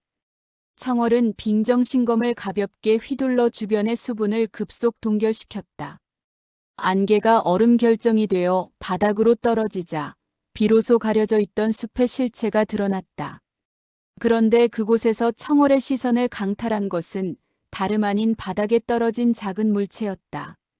그녀가 다가가 그것을 집어들었을 때 청월의 눈동자가 격렬하게 흔들렸다. 그것은 10년 전 자신이 복수를 다짐하며 가루로 만들었던 옥비녀와 똑같은 문양의, 아니, 연가에서 오직 2개만이 제작되었던 쌍둥이 옥비녀 중 나머지 하나였다. 10년 전 배군이 정혼의 증표로 가져갔던 바로 그 물건이었다. 비녀는 예리한 검기에 잘린 듯 반 토막이 나 있었으나 그 끝에는 아직 가시지 않은 서늘한 내력이 서려 있었다. 배군, 내가 정말 이곳에 있단 말이냐? 청월의 목소리에 서린 냉기가 주변의 나무들을 순식간에 하얗게 질리게 했다. 그녀는 더 이상 망설이지 않고 안개 속으로 신형을 날렸다. 한운이 뒤에서 급히 불렀으나 배신의 증거를 목격한 청월의 이성은 이미 빙온의 분노에 잠식되어 있었다. 그녀가 숲길을 헤치며 나아갈수록 안개는 더욱 짙어졌고 급기야 사방에서 기괴한 웃음소리가 들려오기 시작했다. 하하, 연가의 가련한 새끼새가 드디어 죽을 자리를 찾아왔구나. 여기까지 오느라 고생이 많았다. 안개 속에서 3명의 사내가 소리 없이 나타났다. 그들은 천외천의 직속 처단조인 삼절검이었다. 쌍사맹의 무사들과는 차원이 다른 정순한 내력을 뿜어내는 자들이었으며 그들의 검에서는 하늘의 기운을 담았다는 천회천 특유의 금빛 검기가 일렁이고 있었다. 삼절검의 첫째가 검을 뽑아들자 주변의 안개가 황금빛 소용돌이로 변하며 청월을 압박해왔다. 청월은 빙정신검을 수평으로 그어 만년빙벽의 방어막을 형성했다. 금빛 검기와 푸른 빈공이 정면으로 충돌하자 귀공령 전체가 무너질 듯한 충격파가 발생했다. 나무들이 뿌리째 뽑혀나갔고 바닥의 흙더미들은 얼어붙은 채 사방으로 비산했다. 천외천의 개들이구나. 배구는 어디 있느냐? 그자가 너희의 주인 노릇이라도 하고 있나 보지. 청월의 서늘한 질문에 삼절검의 둘째가 조롱 섞인 웃음을 지었다. 배군? 아, 그 배신자 놈을 말하는 건가? 그자는 이미 우리 천외천의 거대한 계획을 위해 소모된 장기말일 뿐이다. 하지만 걱정 마라. 너 역시 오늘 그자의 뒤를 따르게 될 테니까. 삼절검이 동시에 합격수를 펼치며 청월의 상, 중, 하단을 노려왔다. 세 자루의 검이 그리는 궤적은 한치의 오차도 없는 완벽한 진법의 형태를 띠고 있었다. 청월은 위기의 순간 자신의 단전에 잠들어 있던 북해빅마의 진정한 유산인 빈극진기를 개방했다. 그녀의 은발이 하늘로 치솟으며 전신에서 투명한 청광이 폭발하듯 뿜어져 나왔다. 빙천종극 절대영역. 순식간에 청월의 반경 백자 이내가 투명한 얼음의 세계로 변했다. 공중을 날던 삼절검의 검기들은 그 자리에 박제된 듯 멈추어 섰고 세 명의 검사들 역시 자신의 팔다리가 급속히 동결되는 공포에 직면했다. 청월은 무심한 표정으로 검을 휘둘렀다. 맑은 금소금과 함께 삼절검이 들고 있던 천외천의 보검들이 유리조각처럼 산산조각 났다. 첫째 검사가 비명을 지르며 뒤로 물러섰으나 이미 그의 가슴에는 청월이 남긴 차가운 서리 손자국이 새겨져 있었다. 심장이 얼어붙는 치명상이었다. 청월은 그들을 끝장내려 했으나 다시금 숲 깊은 곳에서 거대한 파동이 밀려와 그녀의 절대 영역을 깨뜨렸다. 그 파동은 살기보다는 슬픔과 미련이 섞인 기이한 내력이었다. 안개 너머에서 푸른 장포를 입은 한 사내가 천천히 걸어 나왔다. 그는 복면을 쓰지도 얼굴을 가리기도 않았으나 그의 주변에는 일렁이는 기의 왜곡 때문에 얼굴을 선명히 알아보기 힘들었다. 하지만 청월은 본능적으로 알 수 있었다. 그자가 바로 자신이 그토록 증오하면서도 그리워했던 정혼자 배군이라는 사실을. 휘야, 돌아가라. 이곳은 내가 올 곳이 아니다. 그의 입에서 나온 자신의 본명. 청월의 심장이 천갈래 만갈래로 찢어지는 듯한 충격에 휩싸였다. 10년 만에 듣는 그의 목소리는 예전처럼 다정했으나 그가 서 있는 자리는 연가의 원수들이 머무는 어둠의 심장부였다. 청월은 빙정신검을 고쳐 쥐며 눈물을 삼켰다. 이제 그녀 앞에 선 남자는 더 이상 사랑했던 연인이 아니라 반드시 베어야 할 마지막 배신자일 뿐이었다. 귀공령의 밤은 이제 시작이었다. 부러진 옥비녀 조각을 꽉 쥔 청월의 손등에 푸른 핏대가 솟아올랐다. 배신의 진실이 무엇이든 이제 그녀의 빈공은 그 모든 인연의 고리를 얼려 부수어버릴 준비가 되어 있었다. 안개 속에서 두 사람의 시선이 충돌하며 중언무림의 운명을 결정지을 진정한 결전의 서막이 올랐다. 안개 너머로 모습을 드러낸 사내. 배군의 존재는 청월에게 그 어떤 적의 공격보다 치명적인 내상으로 다가왔다. 10년 전 가문이 불타던 그 밤에 실종되어 죽은 줄로만 알았던 정혼자가 천외천이라는 거대 악의 무리중심에서 나타난 현실은 청월의 빙혼신법마저 흔들어 놓기에 충분했다. 배군의 푸른 장포 끝자락에는 낙양에서 보았던 그 서늘한 기운이 여전히 머물고 있었고 그의 눈동자는 예전의 다정함을 잃은 채 심연처럼 깊은 어둠만을 담고 있었다. 휘야, 그만두어라. 내가 이 길을 계속 간다면 내가 너를 내 손으로 직접 묻어야 한다. 배군의 목소리는 담담했으나 그 안에는 차마 숨기지 못한 고통이 서려 있었다. 하지만 청월의 귀에는 그 모든 것이 가증스러운 위선으로 들릴 뿐이었다. 그녀의 어깨 위에 번져 있던 사마혈의 독상이 차가운 냉기에 의해 보랏빛 흉터로 굳어가는 동안 그녀의 가슴 속에서는 배신감이라는 이름의 더 지독한 독이 퍼져나갔다. 청월은 부러진 옥비녀 조각을 바닥에 내던졌다. 쨍그랑 날카로운 소리가 정적을 깨뜨렸다. 내 이름을 부르지 마라. 그 이름은 10년 전 내가 우리 가문의 문을 열어주고 아버지를 죽음으로 몰아넣었을 때 이미 죽었다. 지금 내 앞에 서 있는 것은 오직 너의 심장을 얼리기 위해 지옥에서 돌아온 귀신일 뿐이다. 청월의 일갈과 함께 빙정신검이 푸른 뇌전을 내뿜으며 폭발했다. 빙천백야의 초식이 펼쳐지자 귀공령의 모든 대기가 정지했고 수천 장의 얼음 꽃잎들이 폭풍처럼 백운을 향해 쇄도했다. 백운은 한숨을 내쉬며 허리춤에 차고 있던 고풍스러운 검 천외령을 뽑아들었다.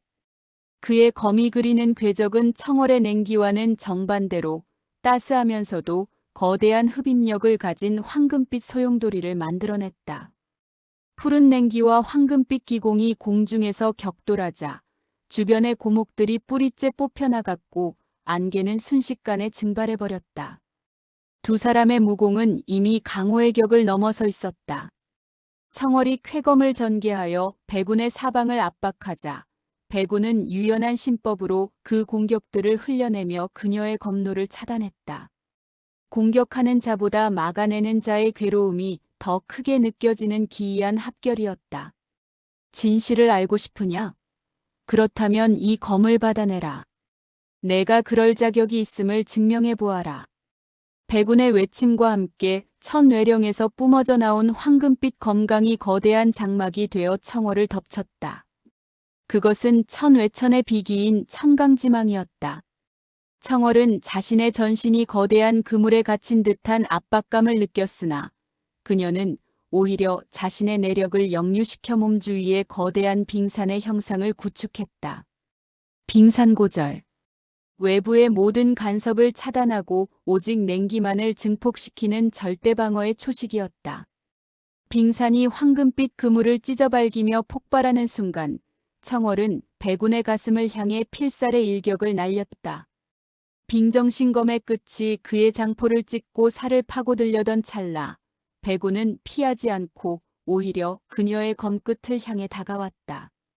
차가운 얼음 칼날이 그의 어깨를 깊게 관통했으나 백운은 눈 하나 깜짝하지 않고 청월의 귓가에 입술을 가져갔다.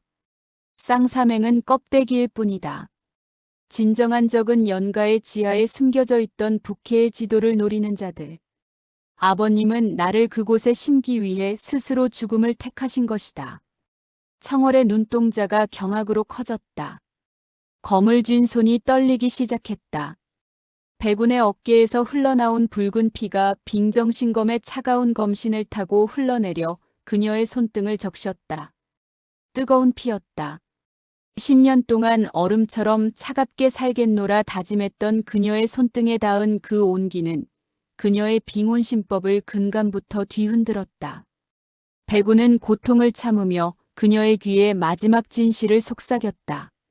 천외천의 수장은 내가 가장 믿었던 사람이자 지금 내 뒤에서 너를 돕고 있는 자다. 그 순간 청월은 등 뒤에서 밀려오는 소름 끼치는 살기를 느꼈다. 백운과 대치하느라 방심했던 그녀의 등 뒤로 부러진 철검을 들고 있던 한운의 기세가 급격히 변해 있었다. 늘 능청스럽고 털털했던 한운의 얼굴에서는 온기가 사라졌고 그의 눈에는 천하를 비웃는 듯한 잔혹한 제왕의 안광이 서려 있었다. 한우는 부러진 철검 끝에서 믿기지 않을 만큼 날카롭고 거대한 검강을 뽑아내며 청월의 등 뒤를 겨누었다.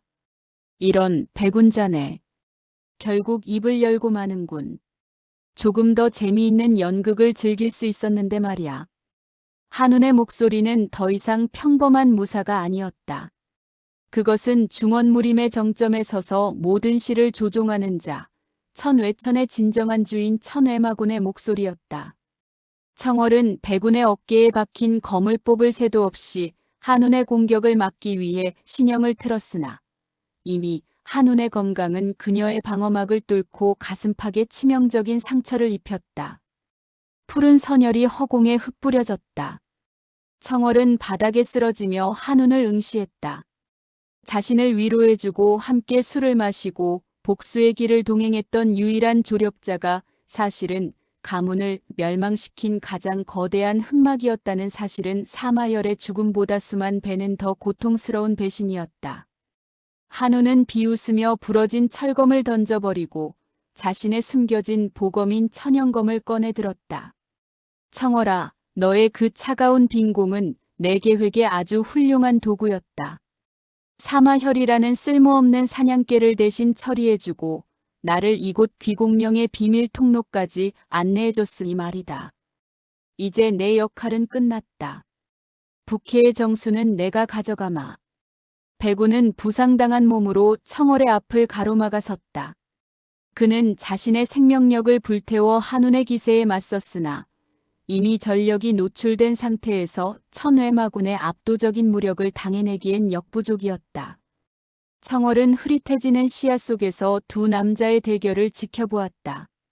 사랑했던 남자는 자신을 위해 피를 흘리고 있고 믿었던 동료는 자신을 죽이기 위해 칼을 휘두르는 이 비극적인 전장에서 그녀의 빈공은 슬픔을 넘어선 분노의 광기로 다시 한번 꿈틀거리기 시작했다. 그녀의 은발이 붉은 피로 물들어가며 기이한 보랏빛 광채를 내기 시작했다. 그것은 빙혼신법의 마지막 금기, 자신의 영혼까지 얼려 영원한 동토로 변하는 절대영도심의 전조였다. 청월은 피 묻은 손으로 바닥을 짚으며 천천히 몸을 일으켰다. 그녀의 눈에서는 이제 눈물이 아닌 파란 얼음 결정이 쏟아져 내렸다. 진정한 복수는 이제 막 가장 비참하고 차가운 장소에서 다시 시작되려 하고 있었다. 귀공령의 대지는 더 이상 흙과 나무의 땅이 아니었다. 한운, 아니 천외천의 진정한 주인인 천외마군의 잔혹한 본성이 드러난 순간 숲의 모든 생명력은 공포에 질려 숨을 죽였다. 청월의 가슴에 새겨진 선혈은 차가운 바닥을 적셨고 그녀를 지키기 위해 만신창이가 된 백우는 천연검의 서슬퍼런 검강 아래 위태롭게 서 있었다. 가장 믿었던 조력자가 가문을 도륙한 배후였다는 진실은 청월의 영혼을 갈기갈기 찢어놓았고 그 찢어진 틈새로 부캐의 가장 깊은 곳에 잠들어 있던 원초적인 냉기가 터져나오기 시작했다. 한운, 아니 사마천, 내 놈이 감히 나의 슬픔을 비웃고 나의 복수를 너의 놀이개로 삼았단 말이냐. 청월의 목소리는 이제 인간의 것이 아니었다. 그것은 만년설산의 눈사태가 울부짖는 듯한 기괴한 공명음을 담고 있었다. 그녀의 은발은 피로 물든 채 보랏빛 광채를 내뿜으며 허공으로 치솟았고 그녀의 전신에서는 푸른 안개가 폭포처럼 쏟아져 나와 귀공령의 안개를 밀어냈다. 빙혼신법의 최종 금기, 자신의 생명력과 영혼을 등가 교환하여 절대적인 동토를 만드는 빙극멸계의 서막이었다. 천외마군은 비릿한 웃음을 지으며 천연검을 휘둘렀다. 그의 검 끝에서 뿜어져 나온 황금빛 검강은 하늘을 가를 듯 거대했으나 청월이 내딛는 한 걸음마다 그 찬란한 빛은 힘없이 얼어붙어 바스라졌다. 청월이 딛는 발바닥 아래에서부터 거대한 얼음 가시들이 솟구쳐 올라 순식간에 천외마군의 퇴로를 차단했다. 이것이 부캐의 진정한 힘인가? 좋다. 그 힘을 통째로 집어삼켜 내가 진정한 무림의 신이 되겠다. 천외마군은 광기에 젖어 천연검의 금빛 기운을 하나로 모아 청월의 심장을 향해 찔러 넣었다. 하지만 청월은 피하지 않았다. 그녀는 오히려 자신의 가슴을 열어 그 검강을 받아냈다. 검강이 그녀의 몸을 관통하려는 찰나 청월의 체내에 흐르던 절대영도의 진기가 검강을 그대로 얼려버렸다. 황금빛 빗줄기가 공중에서 얼음 기둥이 되어 멈춰버리는 기적 같은 광경에 천외마군의 눈동자가 경악으로 물들었다. 청월은 피 묻은 손으로 천연검의 날을 꽉 움켜쥐었다. 쩌적하는 소리와 함께 천외천의 보검에 미세한 균열이 가기 시작했다. 청월의 눈에서는 이제 파란 불꽃이 일렁이고 있었다. 너에게 줄 안식은 없다. 너의 탐욕과 함께 이 귀공령의 어둠 속에 영원히 박제되어라. 청월이 빙정신검을 백운의 발치에 꽂으며 자신의 모든 공력을 폭발시켰다. 쾅! 귀공령 전체를 뒤흔드는 거대한 폭발과 함께 반경 10리 안의 모든 공간이 찰나의 순간에 얼어붙었다. 날아가던 새도 흔들리던 나뭇잎도 그리고 비명을 지르던 천외천의 무사들도 모두 투명한 얼음 속에 갇혀 영원한 정지에 들어갔다. 천외마구는 자신의 몸이 발끝부터 유리처럼 변해가는 것을 보며 절규했으나 그 절규조차 입 밖으로 나오기 전에 차가운 얼음 결정이 되어 부서졌다. 폭풍의 중심에서 청월은 서서히 정신을 잃어갔다. 그녀의 머리카락은 이제 피 한 방울 섞이지 않은 순백의 결정체로 변해 있었고 그녀의 피부는 투명한 얼음처럼 빛나고 있었다. 그때 부상당한 백운이 기어와 그녀를 품에 안았다. 백운 역시 전신의 혈도가 얼어붙는 고통을 겪고 있었으나 그는 자신의 마지막 정기를 끌어올려 청월의 심장부로 불어넣었다. 휘야, 죽지 마라. 내가 없는 세상은 나에게도 영원한 겨울일 뿐이다. 백운의 따스한 눈물 한 방울이 청월의 차가운 뺨 위에 떨어졌다. 그 온기는 청월의 얼어붙은 심장을 아주 미세하게 고동치게 했다. 귀공령을 덮었던 거대한 얼음돔이 달빛을 받아 신비롭게 반짝이는 가운데 두 사람의 신형은 점점 희미해지는 안개 속으로 잦아들었다. 천외천은 무너졌고 가문을 멸망시킨 원수들은 모두 얼음 무덤에 갇혔으나 그 대가로 청월이 지불한 것은 너무나도 컸다. 다음 날 아침 귀공령을 찾은 약초꾼들은 기이한 광경을 목격했다.